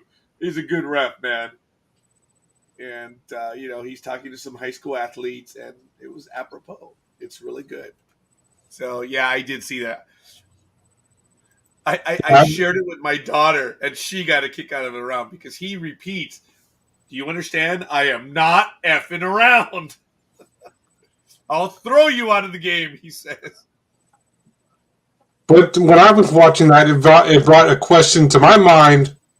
What if Major League umpires started doing that in Major League Baseball? Don't mess with me today. I'm not dealing with this. Anything happens, I'm just throwing you out of the game. Even you, coach, you understand me? But I don't think we'll ever see that in Major League Baseball because, well, I mean, we could. We've seen worse things happen in baseball where you threw a ball at me. And then they start fighting. Prior to the players being mic'd up, and I don't know if the umpires are mic'd up, but prior to that, the relationship the umpires had with players was pretty clear. They knew their place. There were a few psycho kids that came up from the umpiring school, from the minor leagues, that they were bigger than the game. And you have to understand that it's the players. It's always been the players. You're the ref. Look, when the umpires resigned in mass, when they pulled that, they're like, okay, see ya, thank you, we accept them all. And they had replacement umps like that. The message was clear. You are important parts of the game, but you are not the game. You are arbiters in the game. It's not you guys. And the umpires learned a valuable, valuable lesson. And they did fire, and they got some of the troublesome umpires, they got rid of them. And they never accepted them back. Some umpires had to beg and plead to, get back in. And some of them never came back. And they were the ones that were bigger than the game. Or they were activists in the union. So, I mean, wow, what a gamble. We're going to, resign if we don't get a deal. And they didn't get a deal, and they resigned. Major League Baseball was no problem. We'll have some umps ready to go. Within hours, they brought up umps from the minor leagues, and they basically replaced them. That was a colossal disaster. Yep. And after that, Major League Baseball took full control of the umpires because, remember, about 20 years ago, you had league offices that represented the American League and the National League. You had the American League president and the National League president, which answered to the commissioner. They've basically gotten rid of that. There are no two leagues. The umpires, there used to be American League umpires and National League umpires. That's gone. When they dissolved the league offices, that's when you were getting these umpires going to all games, because they talked about Major League Baseball or the American League having a higher strike zone, where it had a bigger strike zone. In the National League, it had a small, or it was vice versa, I forget. But they talked about the National League being a fastball league because, due to the fact that you had the pitcher bat, it was a more aggressive style of play. And the American League, it was devoted to hitters. So there were subtle differences, and the umpires ruled accordingly. I think in the National League, they had a bigger strike zone, and the American League, they had a smaller strike zone. They were squeezing the pitchers in the American League. That's where you had more runs. But Coffee does say, especially now when they're running baseball with the DH all over. You're not going to get argument from me there. Not one bit of, I'm going to miss the pitcher batting, the 2-for-1 deals. It was part of the game. And it's gone now. It's just a shame. So, ESPN right now is talking about the reporter that passed away. I did talk about it. I was shocked by it. Relatively young man. He passed away. John Clayton, a longtime NFL and former ESPN reporter, dies at 67. He's best known for his time as an NFL insider for ESPN, where he was hired in 1995. He became one of the network's lead NFL reporters and hosted a weekly radio show with his former NFL quarterback, Sean Salisbury. Clayton left ESPN in 2017. Most recently, Clayton spent the last 5 seasons as a sideline reporter for the Seattle Seahawks radio network and hosted the John Clayton Weekend Show on Seattle Sports 710. Of course, the Seahawks are heartbroken to learn of the passing of John Clayton after a battle with a brief illness at 67. We send our deepest condolences to Pat and the Clayton family. He was entertaining. He was a good guy. I appreciated his insight, and yeah, he was known as the Professor for his glasses and persona. Clayton developed a reputation as a beloved member of the NFL media, and yeah, he was good at what he did, and it was wonderful hearing his insight. And now he leaves us at 67, relatively young. So yeah, Speedy, your comments. Yeah, terrible loss, but like you said, his memory will live on. Yeah. Well, any stories you want to get to at this moment? Yeah, Dodgers are projecting their lineup how Freddie Freeman will slot into Major League Baseball's most potential offense with, like you said, all these interruptive changes that are happening with Major League Baseball.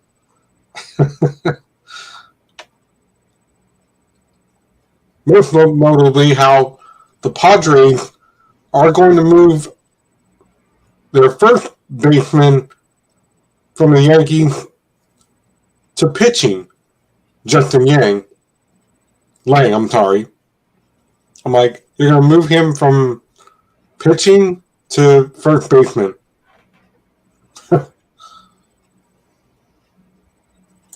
Because I guess that was part of the CBA deal where we no longer need first baseman. We just need them to pitch now. Yeah, that's what we're doing.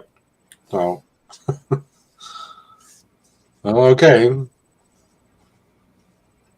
Because others at ESPN said, well, the league feels that this would be better just to go in there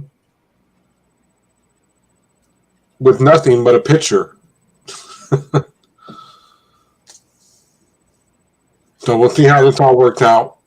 Yeah, look, the Dodgers are going to have a potent offense. The one that keeps surprising me is Justin Turner. Look, he is older. You never know. He could drop off a cliff. But the Dodgers, Mookie Betts, Freeman, Turner, Taylor, who is an incredible rising star. Dodgers are going to have an exciting offense. And Will Smith also. It's going to be a good team. And, I've said it for several years now. It's been a great time to be a Dodger fan because management is spending the money to keep the Dodgers not only competitive, but a championship caliber team. So good for them. As Speedy said, they're going to have one of the most potent lineups. 8 of their 9 projected starters in the lineup have at least one All-Star appearance. As I said, Will Smith, the lone player off that list, could well be poised to represent the Dodgers. Yes, so it wasn't. He's a good player. It's only a matter of time. We'll see. I talked about it earlier. I don't have any real news on the Oakland Athletics, but it could happen today. It could happen in a year. But I do see the Athletics going to Las Vegas. So, all right. I think I went over all the primary stuff right now. I don't think we touched upon PGA. I'm going to check it out right now because we always take a quick look at what is going on in the PGA. And sure enough, as far as the leaderboard, they are playing right now at Innisbrook Resort, Copperhead in Palm Harbor, Florida. It's known as the Valspar Championship. It goes from March 17th to the 20th. And right now, as of about 1 minute ago, Matthew Neesmith is minus 14 at 128. Adam Hadwin is at minus 12. Scott Stallings, Sam Burns are tied for third at minus 11. Justin Thomas is minus 10. Davis Riley's in sixth at minus 9. And then you have Webb Simpson Xander Schauffele and Brian Harmon at -8, tied for 7th. Coming in at tied for 10 is a whole hell of a lot of people, like everyone. Not going to even bother. There's like 10 people tied for 10. So that's pretty much the update on that one. Quick look at the LPGA, which there is just recently played the Honda LPGA Thailand. They're not playing right now. So Nana Quartz Matson took it at -26. So that was last week. I don't have them playing this week. This week in NASCAR, they're at Atlanta. So Yep. The field has been reconfigured there. So I don't know. I might try to catch a few minutes of it, but I'm booked all day Sunday. So who knows? I am looking forward to the NASCAR event, folks. As you know, my favorite NASCAR course is Sonoma, and NASCAR will be on June 12th. Oh, wow. That was my wedding anniversary. And Sunday, June 12th. Formula One will be in Baku that week, but that's in June. And the big dog's birthday is June 9th. So remember that, folks. Kind of cool. USFL, folks, opens up April 16th. Looking forward to it. Yes. I don't know if the lawsuit's been resolved, but apparently there are people that hold a trademark for the USFL, allegedly, and they're suing Fox and the USFL 2, for trademark infringement because they're using 8 of the original 12 teams, logos, team names, and stuff. As a matter of fact, they are the very same teams, but they're all going to play in Birmingham, Alabama this year. So I don't know, man. I may try to catch a USFL game in Birmingham, Atlanta this year. I did attend a USFL game it might have been 1984. I drugged my dad out to the Coliseum to watch the Oakland Invaders visit the Los Angeles Express. It was cool. The Invaders were winning the game most of the way, but the LA Express turned it around and won, I think 19-17. Steve Young was their quarterback. I wanted to see Steve Young play, and I was really happy. I got a chance to see him. So, anyway, that's a quick look at the calendar. And I don't know, Speedy, you got a joke? Remember, everyone brings a joke to the program. I don't know. I don't think you've ever told one, though. I did. That was a few weeks ago. All right. You got one now? No, I do not. All right. Fair enough. Okay. Let me see. There was another one. The Raiders, dude, they signed someone. Was it a trade or a sign? Devontae, right? Yeah, Is that Devontae Adams? I believe so. He was former Green Bay Packer, right? I believe so. I apologize. It was a trade. There is some question as to how Devontae will perform now because he's dealing with one of the best quarterbacks and, tiny bit of baggage, apparently. But this happened on Thursday. The Raiders finalized the trade for all-pro wide receiver Devontae Adams. It was announced at 2:41 p.m. on Thursday. Now Derek Carr will have a top wideout, which they have not really had in a long time. So the Raiders are sending the Packers their first and second round picks in this year's draft for the game's most productive receiver. The trade materialized when the Packers were unable to sign Adams to a long-term deal after using the franchise tag on him. Adams will sign a 5-year contract with the Raiders worth a reported $141.25 million, making him the highest paid receiver in the NFL. Wow. Raiders first-year coach Josh McDaniels and new general manager Dave Ziegler are counting on this addition to help the team build on last year's playoff berth and compete in the ultra-tough AFC West. Las Vegas had been seeking a top wideout ever since Henry Ruggs III was released last season after he was charged with a DUI in a fatal crash that killed a woman and her dog. You guys remember it? We talked about it.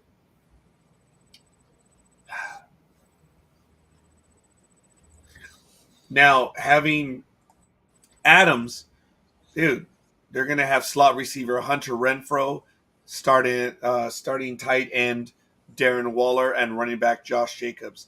That could be a real electric, exciting offense. But we'll see.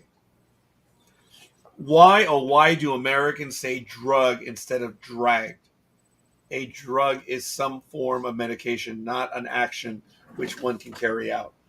Well, in English, dragged is not correct. Drug, I know, I hear you. Everyone says dragged. Actually, many people say dragged, but it's in the English rules that it's drug. But I believe it is. It's drug. And we have to be different from the Queen's English. Has to be. I wish I had. I just remember English class, Sister Pauline Therese, Sister Mary Sean. So, yeah, and Sister Pauline Therese was an expert. I don't know if I don't recall, but her study was Gaelic and Welsh languages. She would speak. I remember Father or I forget. I think that is Celtic. I don't know. Scorekeeper, I think you muted yourself. No, I did not. Why, you're no longer able to hear me? How about now?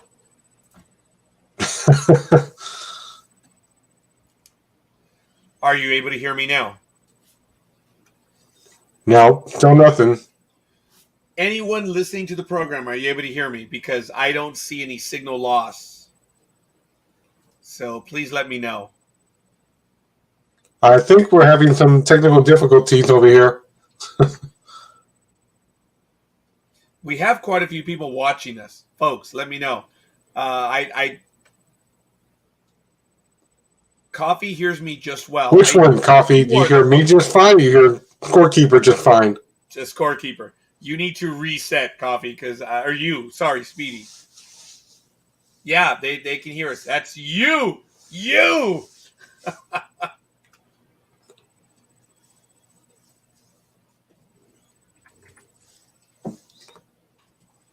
So I'm letting him know that he needs to reset his computer. All right. We shall see. Thank you for letting me know. And we're good. Thank you, Tony. I hear both of you. And Coffee says I hear both. So it's all right. We'll see if we can get it to go. So let me see. Yeah. All right. I'll hold on. You need to reset, Bell. But all right. It's all good. In NASCAR, I mentioned they're going to be in Atlanta. Formula One, they are in Bahrain. And right now they're in their third practice. It is live. If you want to head over to Formula1.com, you'll be able to see the updates for what is going on. They have a creative track out there. I remember the construction for that deal. Oh, man, it went fast, and it's really exciting. I'm so sorry. It's a good course, and it's 21 degrees Celsius right now, 21.1 in Bahrain. Ugh, that's kind of warm. All right. Hi, Speedy. Are you back, Speedy? Yes, now I can hear you. Okay. I don't know what happened. Everybody said, well, I can hear you. I can hear both of you. And I was like, I can't hear anything. I just hear myself talking to myself. And I don't know how that happened, but at least I'm back. Tony's down in the chat room. How you doing, Tony? Oh, what was that? Yeah, Tony. Yeah, he's able to hear both of us, so it's good, and as did everyone else. So Thank you folks for that. Very quickly, as I mentioned earlier this weekend, I mentioned just now, Bahrain. IndyCar is in Texas. If I'm not mistaken, they're opening their season today, and Or no, wait, no. IndyCar had already opened. This is just their Texas event. NASCAR is at Atlanta. And NHRA, they are the 4 Wide Nationals is coming up April 1st through the 3rd. And it was good. So I went over that very quickly. AVP, remember, they're picking up, I believe they're either in June or July. No, I'm sorry, May 6th through the 8th. That's the Austin Open for AVP. So, yeah, that starts on Friday. And that will be week 4 for the USFL. And, all right. Then they're going over to the New Orleans Open, May 27th to the 29th. June 11th through the 12th of the Muskegee Open. Denver is July 2nd through the 3rd. The Wapaka Open is July 8th through the 9th. And also the Hermosa Beach Open is July 8th through the 10th. Atlantic City Open is July 3rd through the 24th. July 29th to the 31st is the Fort Lauderdale. And then you have Atlanta, Manhattan Beach, Virginia Beach, Chicago, Atlantic City, Phoenix Championships, the Huntington Beach Open, and then Clearwater ends it November 9th to the 12th. Hey, I'm for it. Beach volleyball, I don't go to watch the men's. I go to watch the women. So, let's see. I couldn't care less about him, but Cody Rhodes has officially signed with WWE, the same company that insulted his dad and family. Yeah. Yes. There's a lot going on in wrestling, too. We'll get to that. All right. Yes, we will, folks. I did cover the loss of Mr. Clayton, and let's see. What else did I want to get to? Yeah. Okay. I did, with the help of everyone here, we talked about some of the bigger stories in sports this morning, and I think I've covered quite a few. Speedy, what do you want to get to? Do you want to get to some wrestling news right now? Or something? Not right now at this time. Okay. I know. I think he's waiting for the big dog. So yeah. Play with him. Yeah. Hopefully the big dog will be able to return. Something happened. I mean, he really just bailed. Yeah, he was upset about something. Yeah. Hopefully it's okay. So I'm going to take a quick look at the standings in NBA, NHL, give you some update. We are playing now in March. The seasons are beginning to wind down. So we're going to take a look right now. Last night, Philadelphia 111 over Dallas 101. Atlanta 120, Memphis 105. Brooklyn 128 over Portland 123. Cleveland 119, Denver 116. The Knicks 197 over Washington. The aforementioned Lakers 128 over Toronto 123 at Toronto. OKC lost to Miami. Wow, 108 to 120. Indianapolis. Eesh.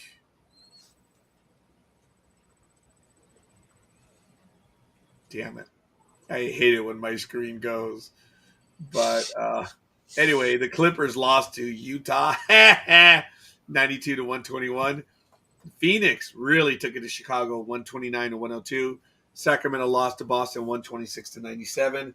And good morning, Roz. Good morning. Thank you. Good morning, Rod.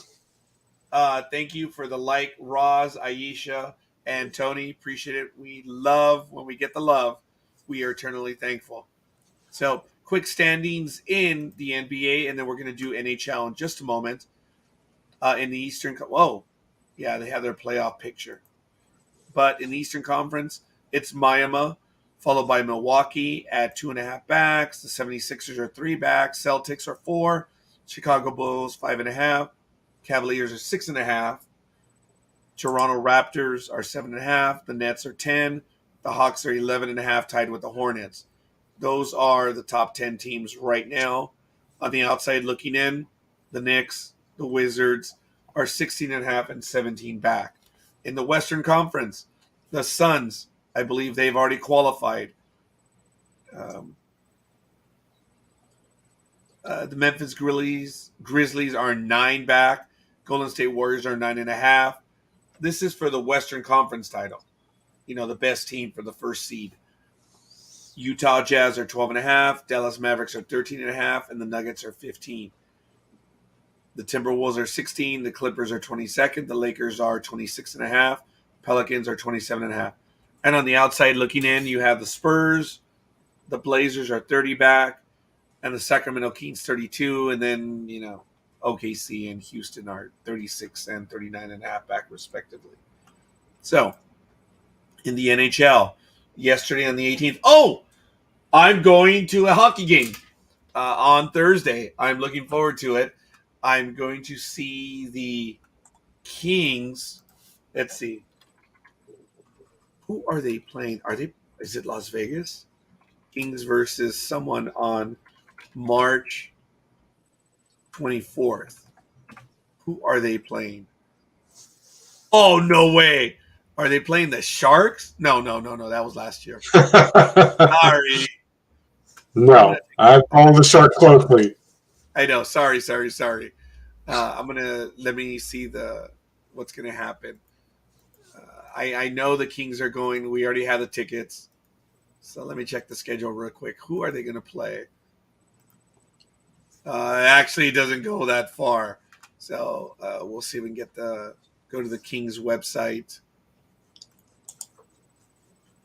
Who are they playing, man? On the 21st, select the team, the Kings.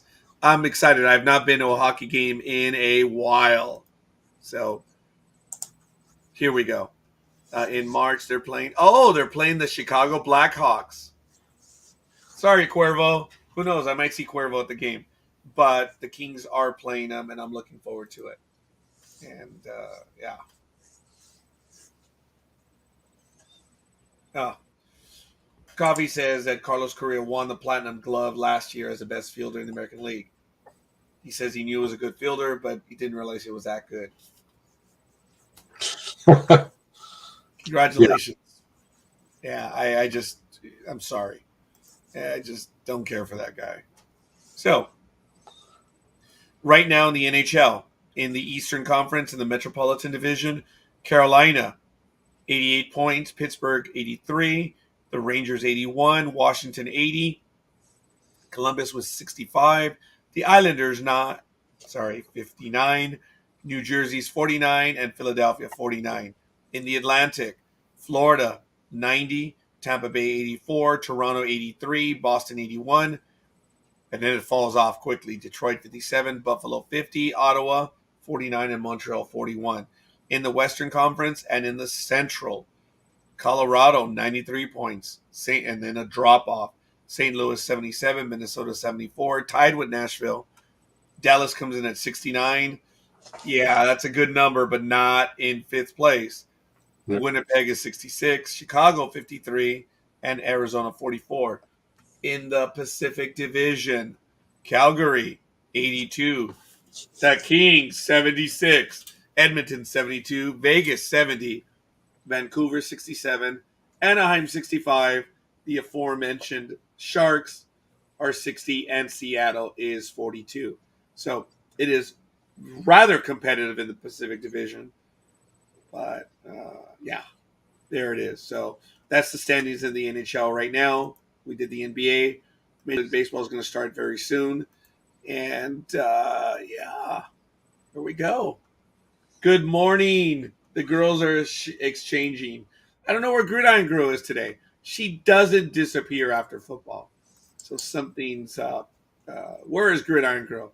I should send her an invite right now and see if she'll join us live.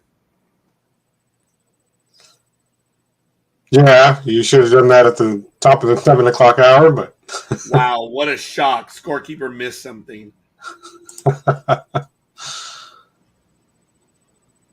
Where is she? Come on, Gridiron Girl, where are you? Her name is Sonia. Where are you? Oh, there she is. Okay. I'm going to send it to her right now. Who knows? But she goes camping quite a bit. She does go out. She's got more of a life than I do. Congratulations to her. I'm really happy. So she might be able to join us in a bit. Thank you, Roz. We did get the like, as did the Big Dog and Jay Simmons for Sports Talk with the Guys. Thank you, thank you, thank you. Appreciate you guys stopping in and spending your Saturday morning with us. Everyone else, folks, let us know who you are and where you hail from. Love to know and share in the misery. So, I know we covered quite a bit of baseball this morning. Basketball is a little quiet, but I always leave that to the Big Dog. We talked about all the major signings. Yeah. So I think we're really good with Major League Baseball. Opening day is April 7th still, and we will have a full season. Good stuff. There's going to be a lot of doubleheaders. I don't know. Since the season is good, my plans for this year. So, folks, I want to let everyone know this is my tentative baseball schedule. And if you are in the cities, let me know. I would love to meet up with you. My road warrior is going to be Gmo. So I look forward to it. This was last week's notes. Here we go. Florida, May 13th through the 15th. I'm looking forward to that. Arizona, June 17th through the 19th. Minnesota, July 15th through July 17th. Colorado, August 19th through the 21st. And Oakland, September 23rd to the 25th. I think Oakland's going to be a day trip. I don't know if it's going to be the full weekend, but it works, folks. Oakland, unlike San Francisco, has a direct link. So what we're going to do is we should fly into Oakland, but it's cheaper to fly into SFO, believe it or not, through Alaska Airlines. I am becoming a shill for Alaska Airlines, man. The rates are really good. We're going to fly into SFO, take the subway over to Oakland. It's going to take about an hour to get to Oakland by the subway. So I'm hoping that Matt Alvarez will be able to join us for that game. It's probably going to be a Saturday game that we're going to hit. Depending on the schedule, if it's in the evening, we're going to do Oakland. We're going to fly in. Because I really don't like Sunday games. I don't like the sun beating down on us. I just really don't. So I like to get evening games.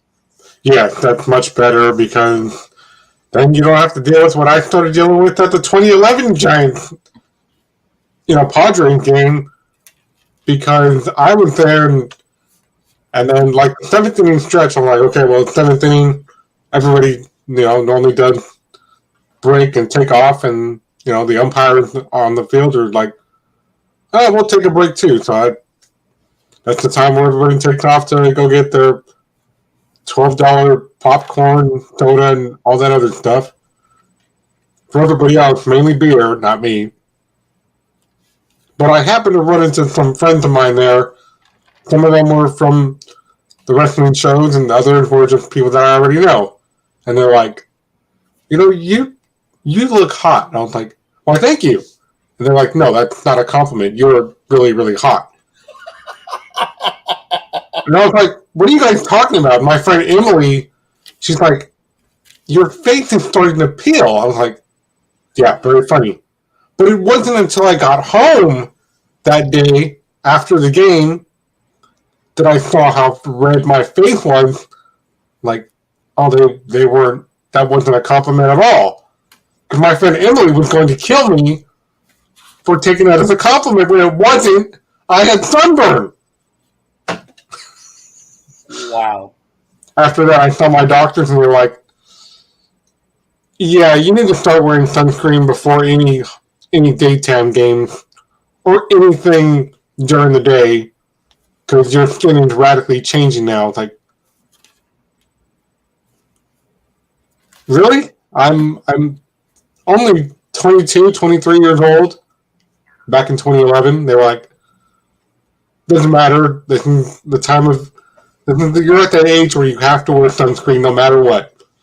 So ever since 2011, that's what I started doing. Especially when I was going to the Giant Fan Fest, which mostly takes place in the sun all day.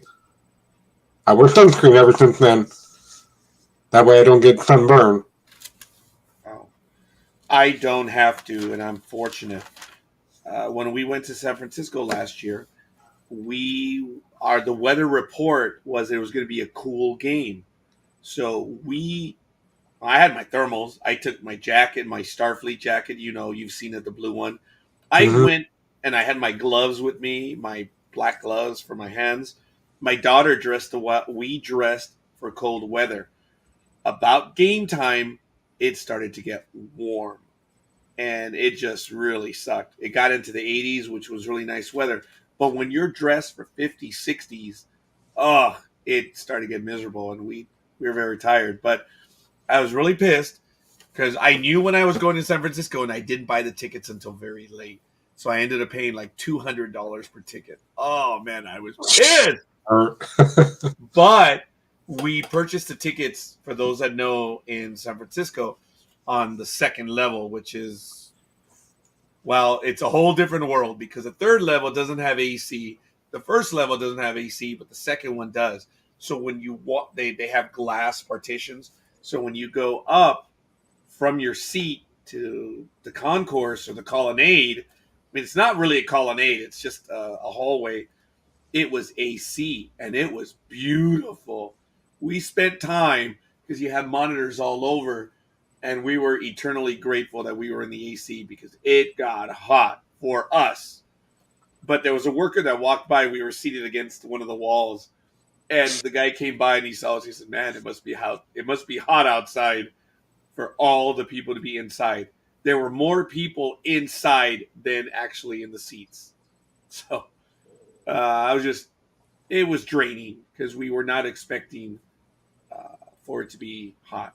But look, you're already getting a little bit of sympathy there. Sunscreen and a hat, my friend. I do wear a hat, but I go without it.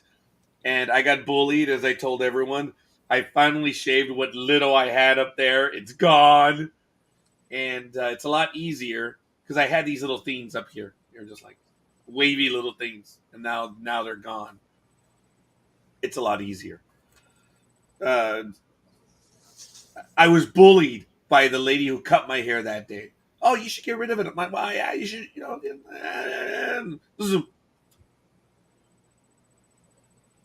like, did I give you permission to do that? And I'm thinking to myself, had I been a dictator in my real world, she'd be dead. I know, huh? Anyway, it's all good. And that's it. So that's the schedule for those of you that wanted to know, since baseball has secured everything. I'm going to do Chicago, both teams next year, Ohio, Pennsylvania, New York, and Maryland. And that's the plan. And then in 2024, Toronto, Detroit, Boston, Milwaukee, Atlanta. And I will finish the 30 stadiums in 2025, where I hit Houston, Texas, St. Louis, and Kansas City. So that's the plan.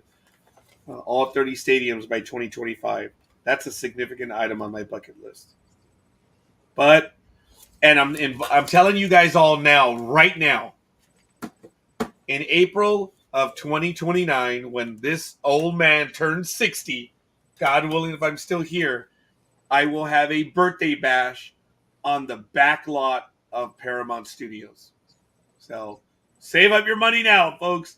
You got to fly out because I didn't know this, but anyone, well, okay, I didn't know this years ago until I found out that anyone can rent out the lots for filming or for personal events. And I am going to do it for my 60th birthday bash. I'm going to rent out the back lot of Paramount and have a birthday party there, it's on my bucket list. So nice. keep it in mind, folks. It's going to be in April, of course. It'll be right after tax season, so I look forward to it. And yeah, this year I've been wanting to go to Canada, Alaska. Gmo and I are going. Our flight is April 20th, and we come back on the 28th. It's real now. I told her last night, I said, you realize we're 2 days from a month, and I don't care if they extend tax season. Okay, I'm going, man. And it's cool. So if anyone wants to receive live images, I will be more than happy. Oh, of course it will, Aisha. Yes, it will. It will. And it'll have a lot of themes mixed in there, but yeah, it's cool. Now, for those of you that know the Paramount lot, and I think I'm going to try to find an image of it. Let me go to Google right now, and I'm going to do the split screen stuff as to where they have the parties in relation to where they used to film Star Trek. I'm going to do that right now. I'm a big fan of Paramount Pictures. I know if I were to get a job at Paramount Pictures, I could be a tour guide because I know so much of the lot. I've taken the tour. Oh, good God. I don't know. Maybe 5-6 times over the years. It's been a while since I've done it. But for those of you that know Paramount Pictures, I'm going to switch over to the split screen right now. There it is. And forgive me. Here we go. Let me switch over to the satellite view. It is one of the only lots that actually remain in Hollywood. So there we go. There's Paramount Pictures right there. So this is the famous Bronson Gate right here. Actually, here's the original gate. Forgive me. This is where you... Oh, no, wait. I'm so sorry. Hold on. Oh, get your head out of your ass. There it is. This is where you drive in. You get to park right here for business or whatever. But this is the main theater. It's fairly new. It's only about 20 years old, but in the studio terms, it's new. Marathon Street and Valentino Street were original public streets. So there are underground tunnels that go from one side to the other, which is really kind of cool because it was a public street. Oh, sorry. And this is the Bronson Gate right here. Very famous. This is Star Trek Row right here. This part of the studio right here. Oh, and by the way, this little building is a first aid building. For those of you that remember Top Gun, when Tom Cruise is exiting the girlfriend's house and he's like, and he's on the patio, that's right here. Actually, it's right there. It's kind of funny. Too bad you can't get there's a little bit of grass right here, but there's the patio covering. It's the first aid building. But this is Studio 8 and 9. This is where Star Trek, The Next Generation, Voyager, and Enterprise were filmed. This is where DS9 was filmed on this side. This is stage 18, if I'm not mistaken. That's where the promenade was. And then you have the sign shop and all the other stuff. But it's really cool. This is known as Star Trek Row right here. This is the back lot. You'll recognize the city streets. It's really cool. There are a lot of films, a lot of movies that have been filmed here. And I believe it's right along here where they have the birthday parties or the events that you want to do. And that's where I want to have it. Over here is a famous Studio 29 where Arsenio Hall was and the Magic Johnson show. And I forget who's there right now. But yeah, that's Paramount Pictures. And this is the original Desilu Park. This is the original Desilu Studios. So it's kind of cool. This is the Blue Tank. It's a parking lot, but they can fill it in with water on a regular basis. And this thing you see here is the Big Sky lot. So that's the wall, which is behind. And there's the water tower. So it's kind of neat. So I'm looking forward to taking another tour. One of my clients, I cannot even tell you the title he has because it's so unique that you'll know who he is. And I really don't want to do that right now. But it was funny because I've always said, man, I want a job at Paramount Pictures. I've always wanted a job. I've applied many times and I never, ever did. And he was like, okay, well, let me see what look, not next week, but 2 weeks from now. You'll have to. I'm like, what? Whoa, what are you talking about? Oh, I thought you wanted a job. I'm like, oh, holy crap! I was like, wow. So I'm not going to say anything more. All I know is that if I leave my county job, I will finally get my job at Paramount Pictures, hopefully. But I've always wanted to work there. I love that studio, and it's on my bucket list. Well, this is that time of year where most fairs and event places like that are hiring for the summer. Yeah. So you could probably do that, and then they'll be like, "Oh my gosh, this guy is qualified to be a tour guide here. You're hired." Well, it's funny. I've been on so many of the tours that when the tour guides are talking, I would say, "Hey, didn't they film Home Alone right here? Home Alone 2, for instance. Remember where the mama, McAllister, is running from house to house and she's knocking on the doors? I Yeah. remember telling me, I said, hey, didn't they film Home Alone right here? And she was, the both of the tour guides were like, yeah, I think that was in our notes. Hey, you should be a tour guide. No, it's just what I remember. And it is so cool when you walk the lot of Paramount Pictures. I would love to be a tour guide, and it is. All right, it's going on my bucket list. I want to be a tour guide at Paramount Pictures. This is my bucket list, folks. So, the number one item is visit all 30 baseball stadiums, and rent out Paramount Pictures backlot for party. I want to visit Machu Picchu, which I'm going to do in 2024. So I'm really looking forward to that. But I'm going to add it. Yeah, I'm going to add it to my thing. I want to go to the Olympics. So they're coming to LA in 2028. Easy. But I also want to go to a Winter Olympics. So we'll see about that. I want to go to the World Cup in 2026. USA, Canada, Mexico are going to be here. Where is the Flight of the Navigator filmed? Oh, I don't recall. I don't know. Come on, Aisha. That was the Disney. Wasn't that the Disney film? I don't know. That might be Disney related. I never heard of that film. So. Oh, it's a really good film. Wow, yeah. Where was Flight of the Navigator filmed? It was parts of it were in Fort Lauderdale, Florida, and apparently in Norway as well. Wow. It was also filmed at the NASA facility. Wow. Okay, Aisha's right. It is Disney. Yeah, okay. It is a Disney film. That's what I thought. I wasn't sure, though. I really wasn't sure. Flight of the Navigator was really a good movie. And it was cool. But yeah, they filmed it obviously in several parts. It's a good movie. It was a kids movie, but it had adult storylines, which was really cool. It's kind of with your time, folks. It's really cool. But generally, it was in Fort Lauderdale, Florida. So that's cool. But yeah, that's a little bit of movie trivia. Folks, I am a movie trivia buff. I really am. And when it comes to Paramount Pictures, I am in love with that studio. And I love it. I've been there. I was in Gene Roddenberry's office in the Hart Building. And it was exciting. I've met a few people there, and a lot of people that work there are really, really kind, man. Once you get through security, you're harmless, and it's fun.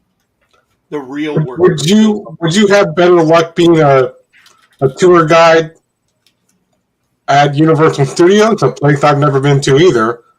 I can see you being a tour guide, and every time they do I've only seen that on YouTube where you have to introduce Jimmy Fallon, who does the videography, and he's like back there talking, and you just agree with everything he says. Or I've noticed on YouTube where sometimes the tour guide would be like, no, that's not how this works, Jimmy. They're just arbitrating with the video. Especially the part where he goes, hey, that's where I bought that stuff, and one of the tour guides on YouTube, he goes, yeah, you still owe me $5, Jimmy. You're right. I had forgotten about that. But the Universal Studios tour is awesome. I've been on it. And for those of you that know, in Southern California, my friend Joe Estrada, God bless you, Joe, he and I took the tour when Kevin and Bean of Power 106, of 106.7, they were tour guides on the lot. So they did the program. They were acting it out like they were tour guides. and Universal Studios let the first 100 people in to be on the second tour. So it was 2 trams following each other, and we were up front. We were one of 10 or 20 people that were in the tour guide with Kevin and Bean. That was neat. And I got in for free. That's when I got in to be on Star Trek The Experience. And that was fun. I have the video. I'm trying to transfer it to digital, and I haven't done so yet. And for the Disney movies, I didn't start getting into Disney movies until Toy Story 3 came out because, well, the same Emily that I referenced earlier, when I saw her at the 2011 Giants game, and she was going to kill me for taking the "I'm hot" as a compliment, which wasn't. When Toy Story 3 came out, she was getting together with some of the younger kids, and I was like, what's going on? Why are they all whispering? And so the younger girls were like, we need to go to the movies. I was like, oh, no, we are not going to the movies, girls. I'm sorry. She's like, well, the girls need help. They want to experience movie life. I was like, okay, well, what do they want? And these young girls were like, Toy Story. And then one of the other girls, she grabs me and goes, please, we'll need protection. There's a big baby monster in there. I was like, this sounds so stupid and pathetic. Emily goes, come on, we'll just take the kids and we'll take these girls over there. And then when I find out the baby in Toy Story is not actually a baby monster, he's just a funny character in the Toy Story film, I started laughing, and they go, so we got you. I was like, oh, okay. You and these kids tricked me, okay. I see what happened here. I gotta admit, that was funny when he's like, because the bad guy in the film, he's like, what are you doing, big baby? What are you doing? And he picks him up, and he just throws him in the garbage, and he goes, I was like, and then I started getting into taking my nieces out to their Disney movies that they want to see. One of them was Paddington Bear in San Jose. That was a pretty good realistic film because it had adult characters in the film. That character, if I'm not mistaken, is well beloved in the United Kingdom. Yes. Those movies have done well. That movie doesn't translate very well over here. But I think for kids it does. But for the adult audience, it's like, yeah, we don't have time for that. But you got into the Toy Story movies at Toy Story 3. Where the hell have you been, pal? Toy Story 1 and 2 were... I know. They were already out. I mean, I do have...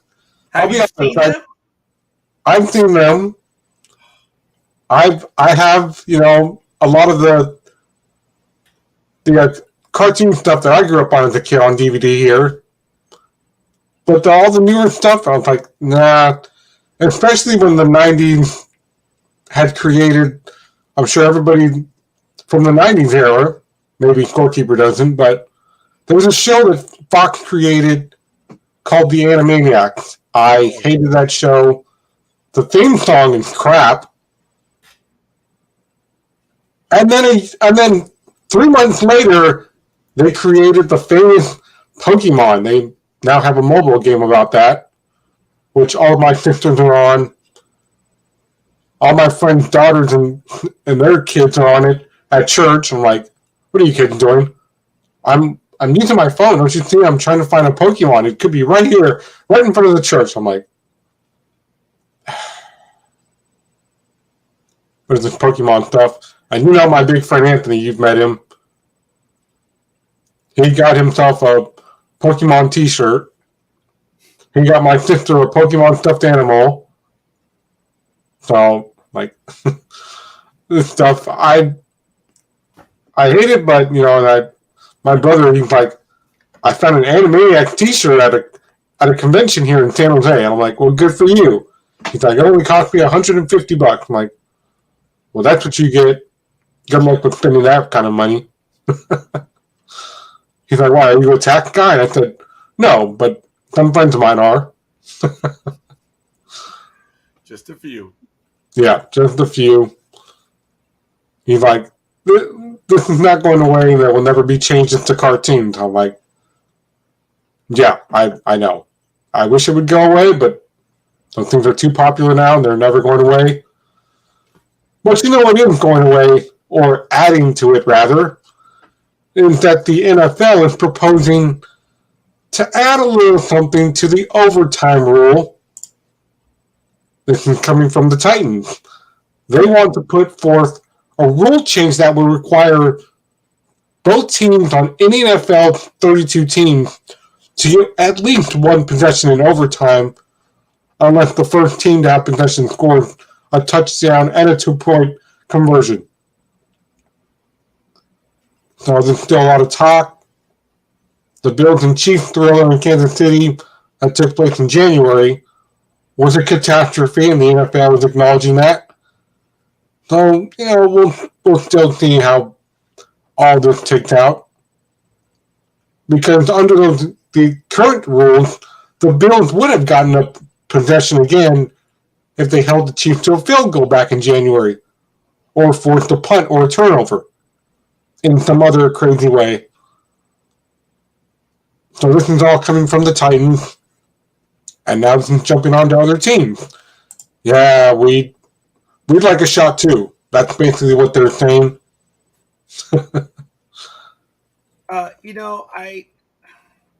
I've understood, and I'm not going to say that I know any better, but I've understood the overtime rule. It's like, look, first one dude, you got to do it. But it's not that difficult to stop a team on 3 downs. So, but they changed the rule because of the quarterback from Minnesota. He lost out because they scored a field goal, so he didn't have a chance, and that became his new rule. And now they're looking at giving each team a chance. Okay, sure, whatever. I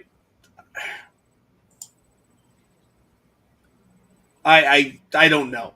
I don't see that happening, but everything and anything is possible. Rules changes are no longer sacrosanct like they used to be, even 15, 20 years ago. The NFL has always tinkered with the gameplay, the clock, running out of bounds, timeout, everything. It was done to shorten games. NFL games are almost 3 hours long now, but they were bordering on 4 hours, 4.5 in the 70s and 80s. It was out of control. The games just took forever. Because remember, in the NFL, if you stepped out of bounds at any time, the clock stopped. Right. Until the next play was snapped. That was crazy. What irritates me now is in under the 2 minutes or even 5 minutes, you can run out of bounds and the clock stops for the moment for the ref to get the ball, put it in play, and then get it going again. It's like, whoa, wow. So it only stops for seconds, if at all. And even then, I doubt it even stops. But hey, it is what it is. I'm annoyed because I just saw a big fly, and it's a big one too. So I'm gonna have to get my thing to belt that little thing. I know I'm not from the sub-Asian continent that respects all life. I hate flies. I hate them. So I'm gonna have to get that one. I don't know, Speedy, if this rule change is going to take effect anytime soon, or the chances of it taking effect anytime soon. Look, what are your feelings on the overtime rule? I see no reason to make any changes. As a matter of fact, I think they should go back to the original sudden death rules. That if you win on a field goal, you win on a field goal. Game over. It was sudden death. That was always the NHL way of playing. The NFL way of playing. And now if you score a field goal, then the other team gets a chance. The game ends on a touchdown. It's always ended on a touchdown. But now they want to make it that at least both teams have a possession. Well, I think, like what Big Dawg had brought up, before the holidays was that this will give both teams a chance and actually make the game watchable because, in the last few years, people are like, I'm done with the NFL. They're boring. It's not exciting. I need more excitement. So this is the NFL's way of saying, well, we'll make the game more exciting. And it could, some of them think, well, this will have an increase in sales and productivity and revenue and stuff like that. So what if we try it at least? And I'm going, yeah, we should just leave it at sudden death. If you score a touchdown, the game's over. If you score a field goal, the game's over. But trying to do this for both teams, I'd be okay with it. But I say try it out for 1 year. For 1 year and see if that works. And if it doesn't, then go back to the old formula of sudden death. Speedy, wow. I don't know. Wow. I don't know either. No, I don't know how this is going to look. Some of the items that you mentioned of what other people have commented about the game being unwatchable, so changing the overtime rule will suddenly make it watchable.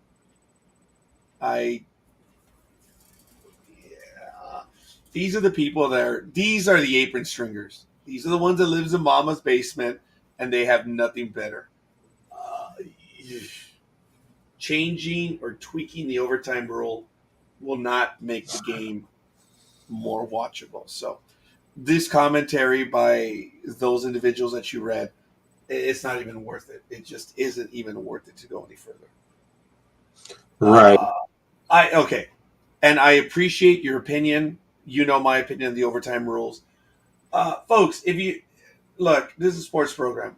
We cover football. If you're not watching football, hey, it is what it is. Right.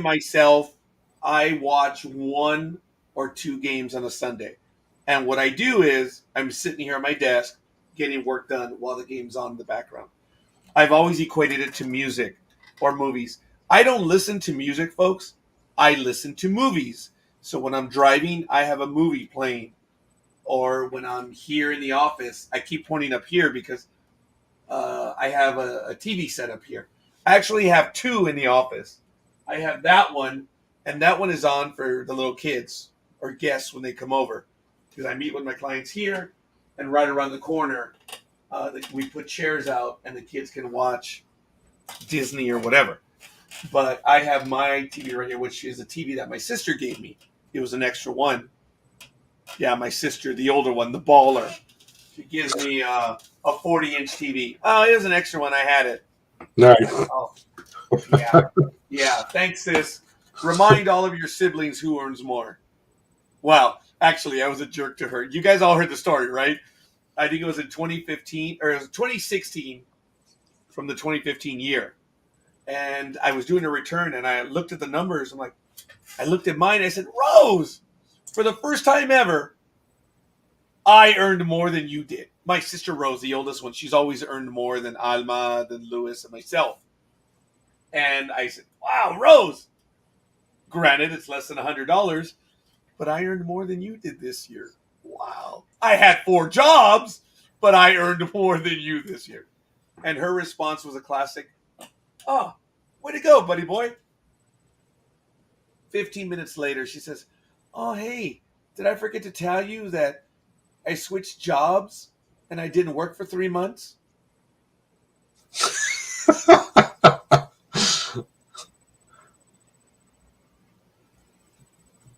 You... And it was true. She took a severance package and she still, oh my God, it was unbelievable. She's always earned. She's like a program manager. So she runs construction jobs, but she's like the administrative manager where she handles all the licensing, the bonding, insurance, and all that stuff. So she's in the office. She does, I don't think she goes on sites, but she does quite a bit. She does very well. So this year when she came over, I was like, oh yeah, hey sis, it's not even close this time. She said, what do you mean? I said, yeah, not even close. I earned a hell of a lot more than you did. And I left it at that. And she didn't care to ask because she has a rough idea. So, but it's never been a competition for her because she's just always earned more than all of us. It's just the siblings, the younger ones, that are always wanting to surpass her. So, yeah, I surpassed her last year in 2021, and I'm going to do it again this year. Sibling rivalry, I suppose. Yeah. Let me see. Aisha says, only those who don't like losing change the rules. Oh, until those rule changes go against them. Then guess what? They want to change the rules again. Oh, my gosh. Yes, Aisha. Yeah. Over the years, I've commented about that. I've also commented, your comment is in line with what I've always said about the bad call situation. Everyone's, bad call was a bad call. I said, look, hey, there were 59 other minutes. Where were you? If you lose the game on one call, come on. I've been a recipient of great calls in my life and bad calls. And I just take them for what they are. It is what it is. You have the human element. It's never going to be perfect. The very definition. You have a winner or a loser. That's it. And getting there, determining the outcome, is through play and officiating. And that is the beauty of it. You're going to get bad calls. The better teams overcome them. It just is. And I'm sorry. So, yeah, losers are the ones that always complain for changing the rules. Very good, Aisha. Thank you. I don't think we've ever expressed that sentiment. Yeah, that's a great compliment from Aisha. A great comment there. Because that's one of the things that brings other people from other sports, like the NFL, to wrestling shows. Because then we have the freedom to say whatever we want. Sometimes, not all the time, but sometimes. And it's like when in wrestling, when the referee pretends to not see that a chair just got brought into the ring and someone hit him and everybody's screaming at the referee, especially me. Ref, turn around, they're cheating, look at them, they are cheating. And they know what's going on, but they pretend not to hear. And you and Big Dawg have been with me to some of the events up here, and you've met my long pale ponytail friend Sparky, one of the main referees, where he makes some facial reactions. What happened? What's going on here?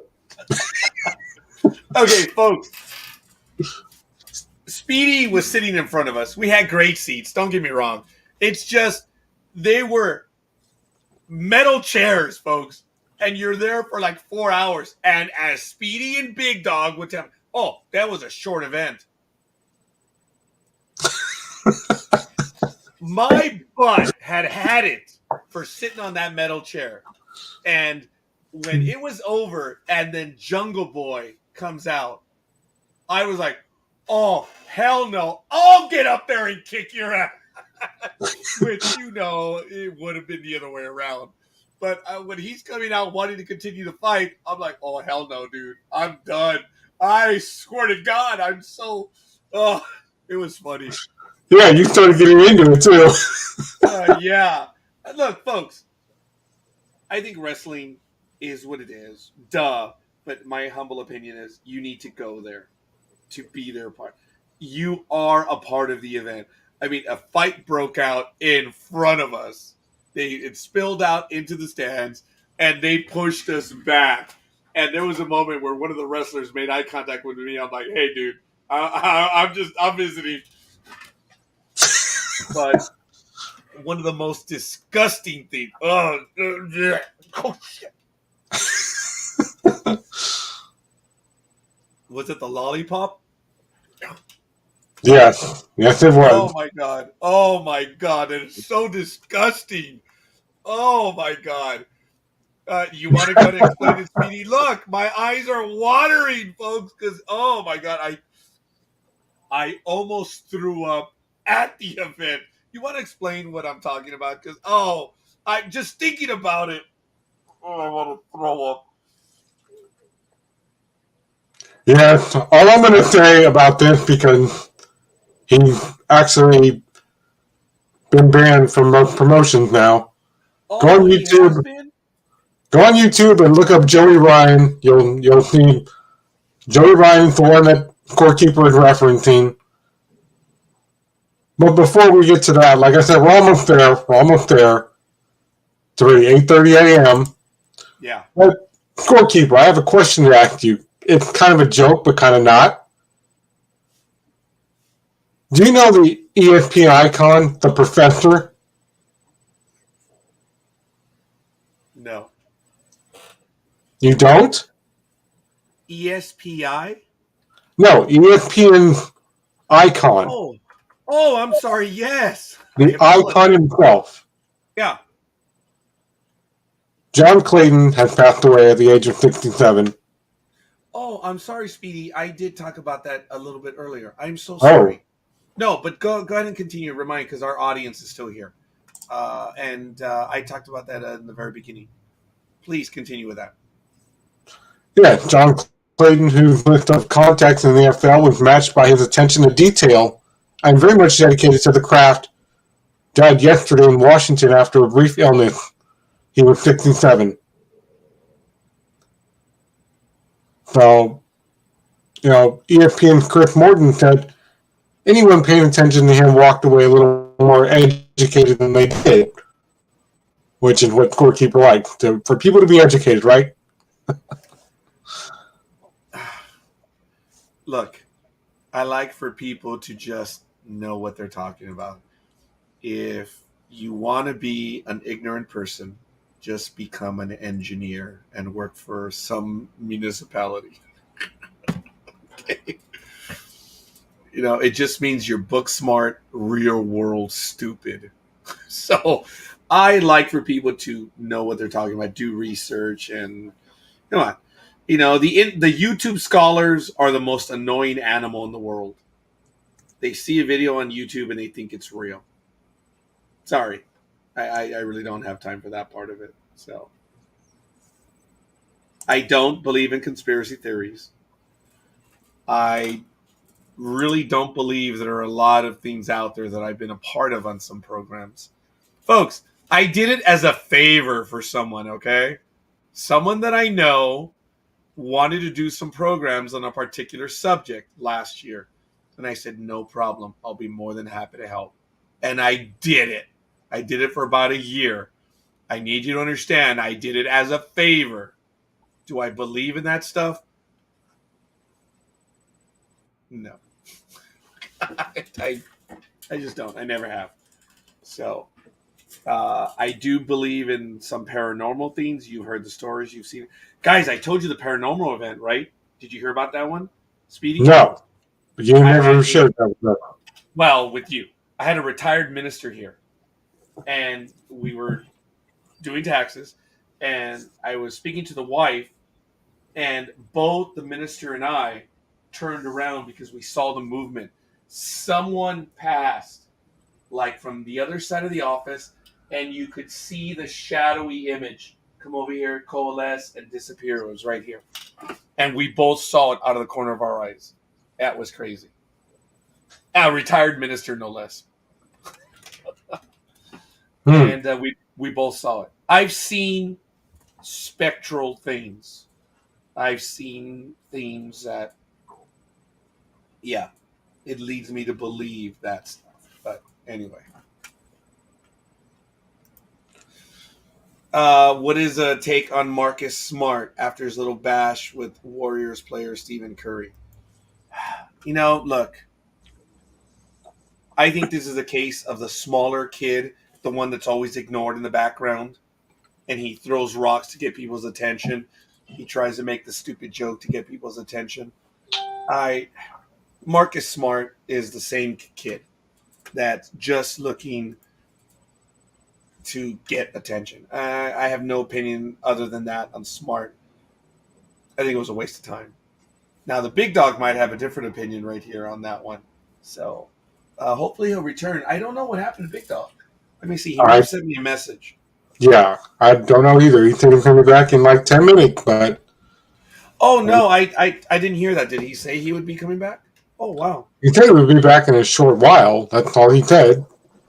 And then he said the other word. Yeah. But I don't know what a short while means, so.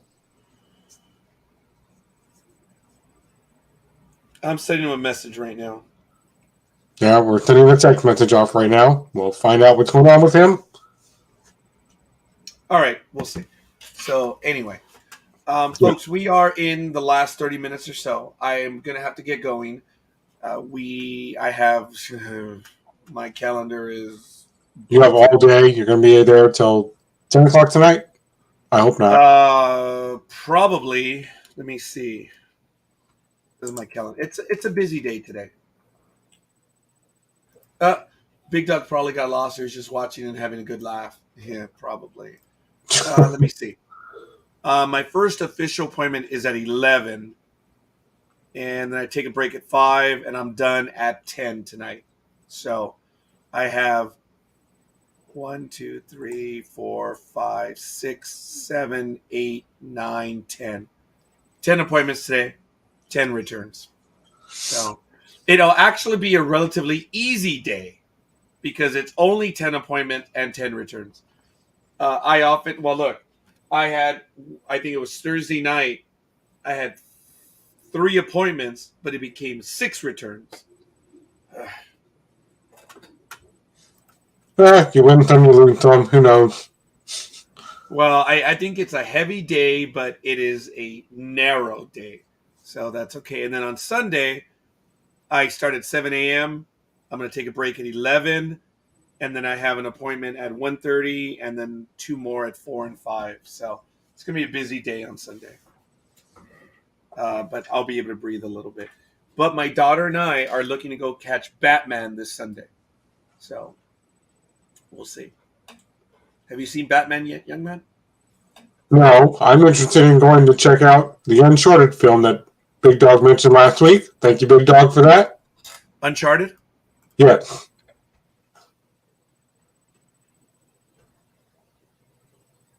Oh, okay. Yeah, it's interesting. Yeah, if you liked Indiana Jones, all those films, this is just another level of that, which is very crazy. Oh, Big Dawg says he's fine, but it looks like he will not be returning. Okay. Maybe, yeah. Maybe I might check out Uncharted as well. I vaguely remember the previews, but folks, this is my time of year, January through April, and I'm going to end up the month being up north in the Great White North. So, like I said, if anyone wants to receive live images, I'll be more than happy to text them over to you. Just get in contact with me. And, Coffee says, if you look at the reviews, Uncharted is bad. I did not see the reviews. I try to avoid the reviews. If the preview looks good to me, I'm going to go ahead and check that out. He says, wait a minute, isn't that illegal? Bats protected, so no catching Batman. All right, fair enough. And let me see. I want to see Cursed. Have you guys seen it? Check it out. Did you hear Siri? Yes, I heard. No, Tony, I have not seen or heard about that. Oh, yeah. That's the TV series, right? I have not seen it on Netflix. Oh, is that horror crap stuff? Probably is. Just based on the name Cursed. Anyways, we'll wait for Tony's response about that, whether it's a TV show or a film, since we're talking about films. It's a new Netflix series in fantasy, adventure, and drama genres. Ah, okay. Wow. I think it's something that I do want to watch, Tony, but for me, I haven't been able to get the time. And I'm really, folks, I am in retirement mode. I have my license. I've been doing this from last year moving forward. I've picked up 3 licenses in the last year. I'm doing my notary in the next month or so. I'm going to get my insurance certification this summer.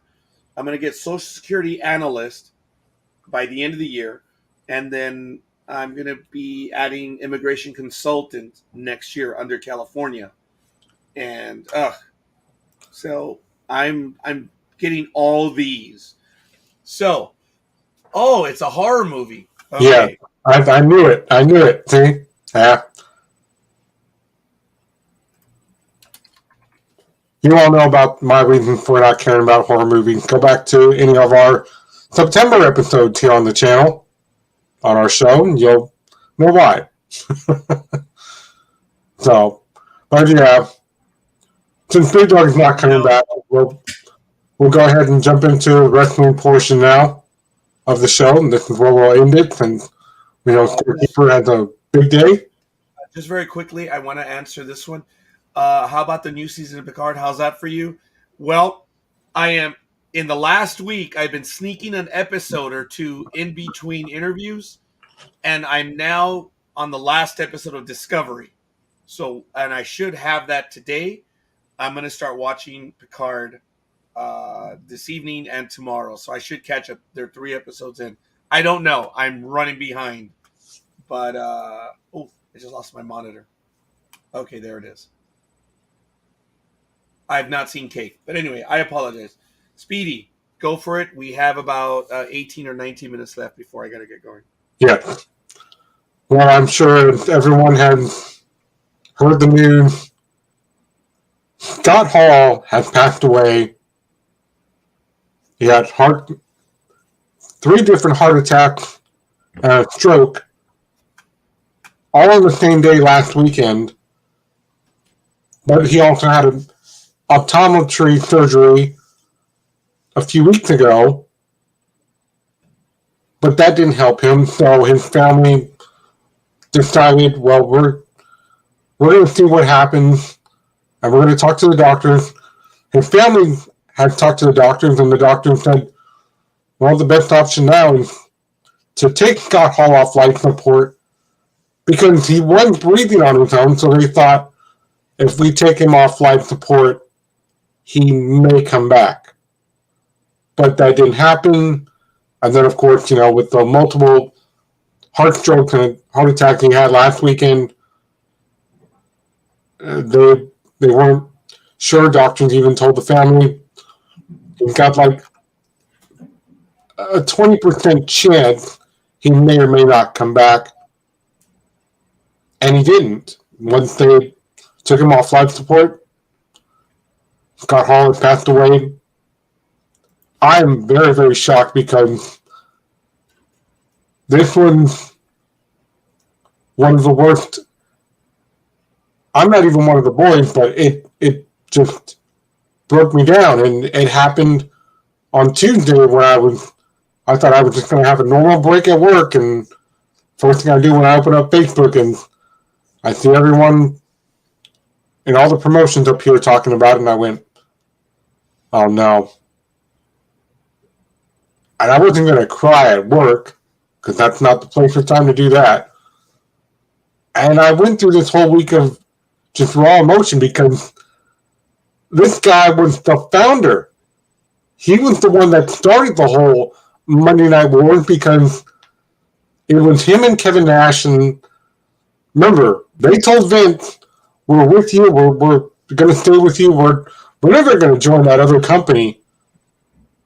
But when Ted Turner says, I have this amount of money, and it's for this much money, over $500 million a year, because we all know Ted Turner had money at the time. He was a billionaire. And he goes, I'll give you this amount for 000, and I'll even add an additional bonus. Sure, because of the pandemic, jobs are getting bonuses now. I mean, look at Target. They want to pay a high price minimum of like 57 bonus just for you joining them. But bonuses weren't a thing back then, especially not in wrestling. And I was 12 years old with my friends in Fremont, California, and we were like, well, since WWE takes these long, long commercials, let's find something else. And we stumbled across WCW television Nitro had just made its debut, and, Scott Duggan's in the ring, Hammerstein is in the ring, who later went back to WWE to become Goldust, and these two are having a match, and Bobby Heenan goes, well, look at the mall being completely mauled here. He's just getting destroyed, and Tony Schiavone goes, what the hell is this? And the camera gets off of them and starts following Scott Hall, and Scott Hall is just walking through the crowd, and Bobby Heenan goes, what are you talking about? And Tony goes, look at your monitor. He goes, well, we know the mall just he's getting beat down again. And Tony goes, shut up, Bobby, that's not what I'm talking about. And he walks behind them, and Bobby Heenan goes, well, what the hell is this? And it made you think it was an invasion. Scott Hall gets in the ring, he does his famous invasion promo, and he starts talking about, you know who we are, you know who I am, but you don't know why I'm here. But I'm here on behalf of invading this company from the other company. He was referencing WWE. And then, of course, 2 weeks later, he went back and he told Eric Bischoff at the announce table, I posted all these videos about this on my Facebook page yesterday. That's all I did. And Kevin Nash ends up showing up, and he goes, well, Bischoff, you've been out here for 6 months running your mouth. And he goes, I want 3 guys at your upcoming pay-per-view event. And he made references to all these different things, to the original TV show that came on at the time. And one of the references that Kevin Nash said was, what, you can't get a gynecologist to get these fossils out from wrestling?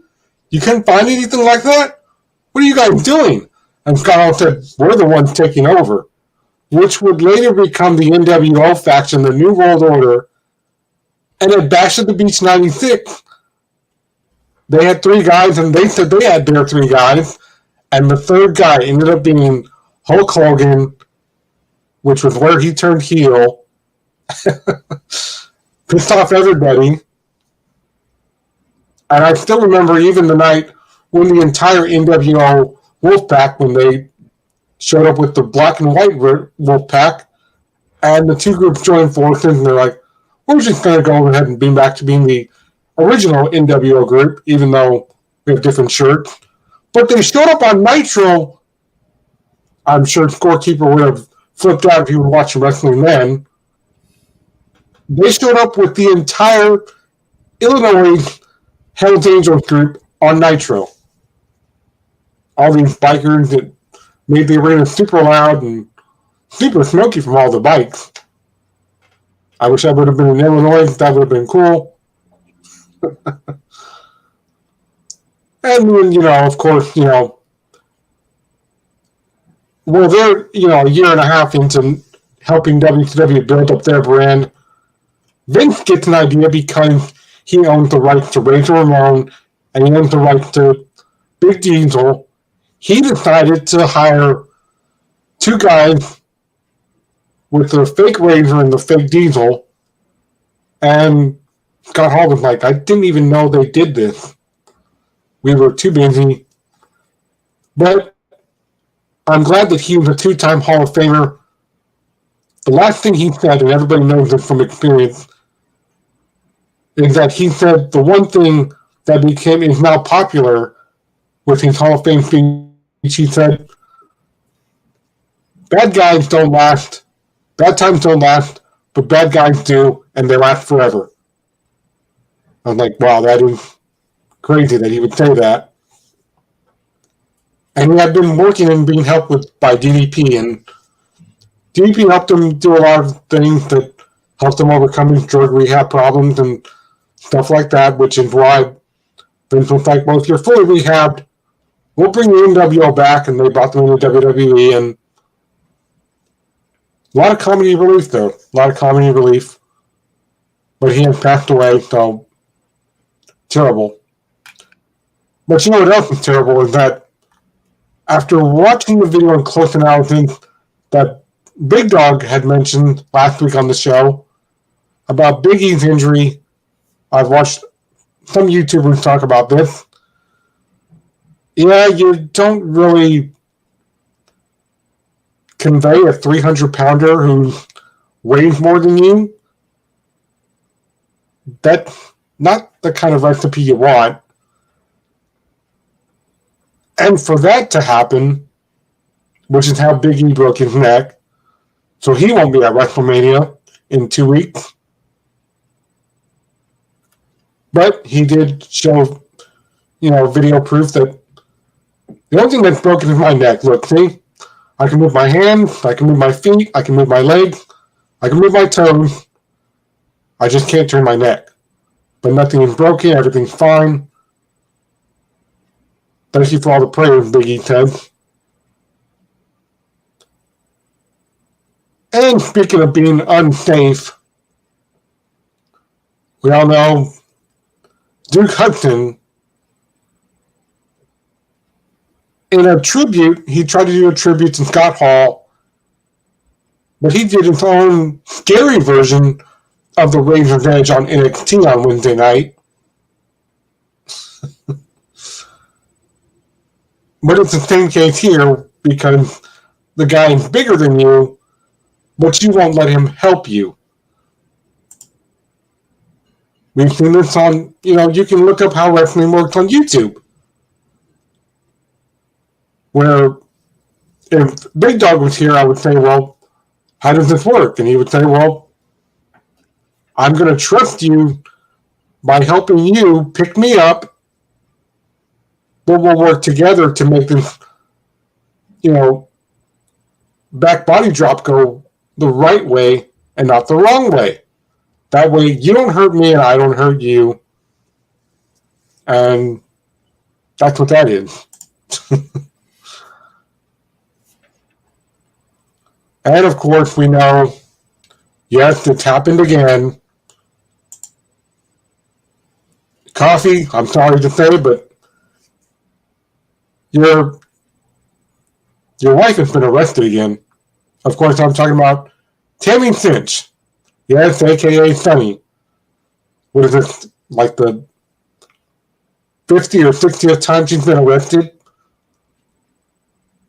Because, well, this time she tried sneaking her arm around behind a cop and doing all this fidgety stuff where she's going like this because they're trying to search her and she's going, nope. But she was trying to hide cocaine this time from police officers again.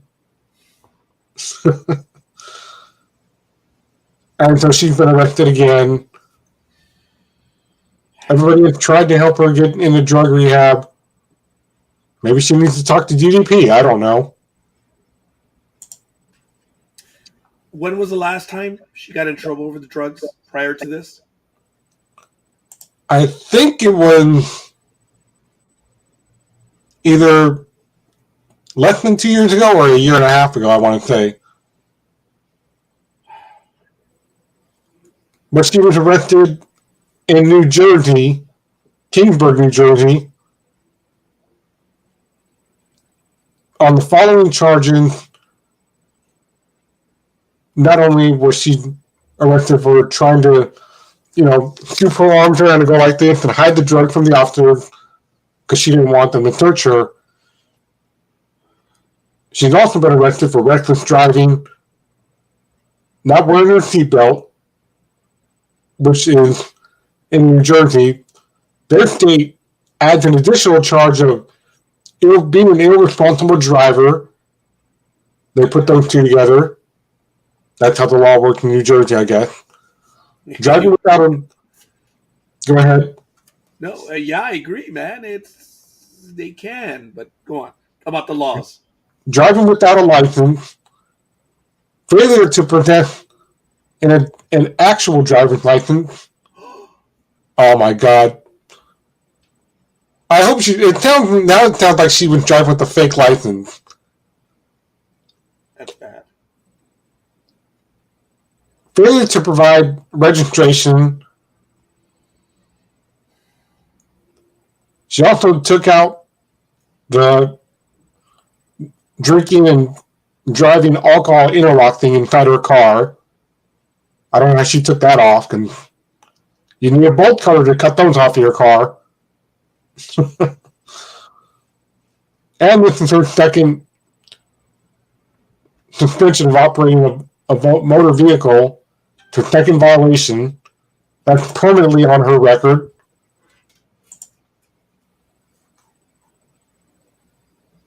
So, yeah, it sounds like the laws in New Jersey are pretty tough.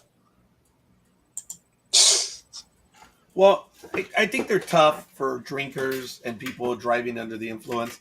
They've added, and there's been subtle adjustments in many states, that driving while under the influence, or driving under influence, DUI. It's not only alcohol, it's drug related too. But obviously she doesn't want help right now. You have to want help to fix, but all right, I can't say anything. Yeah. And of course, all the wrestlers are commenting about Scott Hall with his passing. Yeah. There's a whole lot of other things going on too. Dino Brown says he really didn't do anything to, excuse me, to deserve to be in the Hall of Fame. He feels he hasn't done enough, because he wishes he could have changed a controversial statement that took place during the Attitude Era. You know. And how about what took place on AEW this week? Thunder Rosa, my good friend Melissa, is now the AEW Women's Champion by beating Dr. Britt Baker in a steel cage match. That was an amazing match on Wednesday. And of course, all these people that Scorekeeper referenced earlier that live in their mother's basement, who have no lives. Oh, she cheated. How could she do this? Britt Baker deserved to keep the title. Well, this is the other thing how wrestling works. Because say Scorekeeper and I had a discussion about our match, and Scorekeeper says, I'm going to put you over tonight. You go ahead and you just do what you do, and you take the title off me. Let's go talk with Tony Khan and see if that works. And it was obviously approved by Tony Khan. So, that's how it works. I can go to Scorekeeper and we can talk to Tony together. And Tony would say, well, you want to take the title off Scorekeeper? Yes, I've never been a world champion before. All right, you guys were going to make the title change then. It'll happen in the steel cage match. Beat the hell out of each other, but not too seriously. Just do it, okay? I trust you guys. You guys are the professional wrestlers. And that's what happens. So everybody is either really, really happy, like I am, for Thunder Rosa, or you're very, very upset because you're a fan of DMD, Dr. Britt Baker. And like I said, I'm very happy this week. Daylight savings time, we got, well, today's not really sunny. There's obviously no sun coming through my windows. You can all see that behind me. But I'm also happy that this took place because if you go back to one of my obvious blurry pictures from my old phone that took place in 2018, when her and her husband Brian showed up in Newark, California, they were next to me, sitting there watching the show, and intermission comes up, and Then by the time I get back to my seat, former WCW ring announcer Jim Davis, he's the one that rings all the bell at the BTW events to let you know that now we're starting the show back. You can come back to your seat for the last half of the show and the main event. And I'm sure Scorekeeper will get a laugh out of this. Because one of my friends, he took on this Mexican persona, and his wrestling name is Kaka Ming.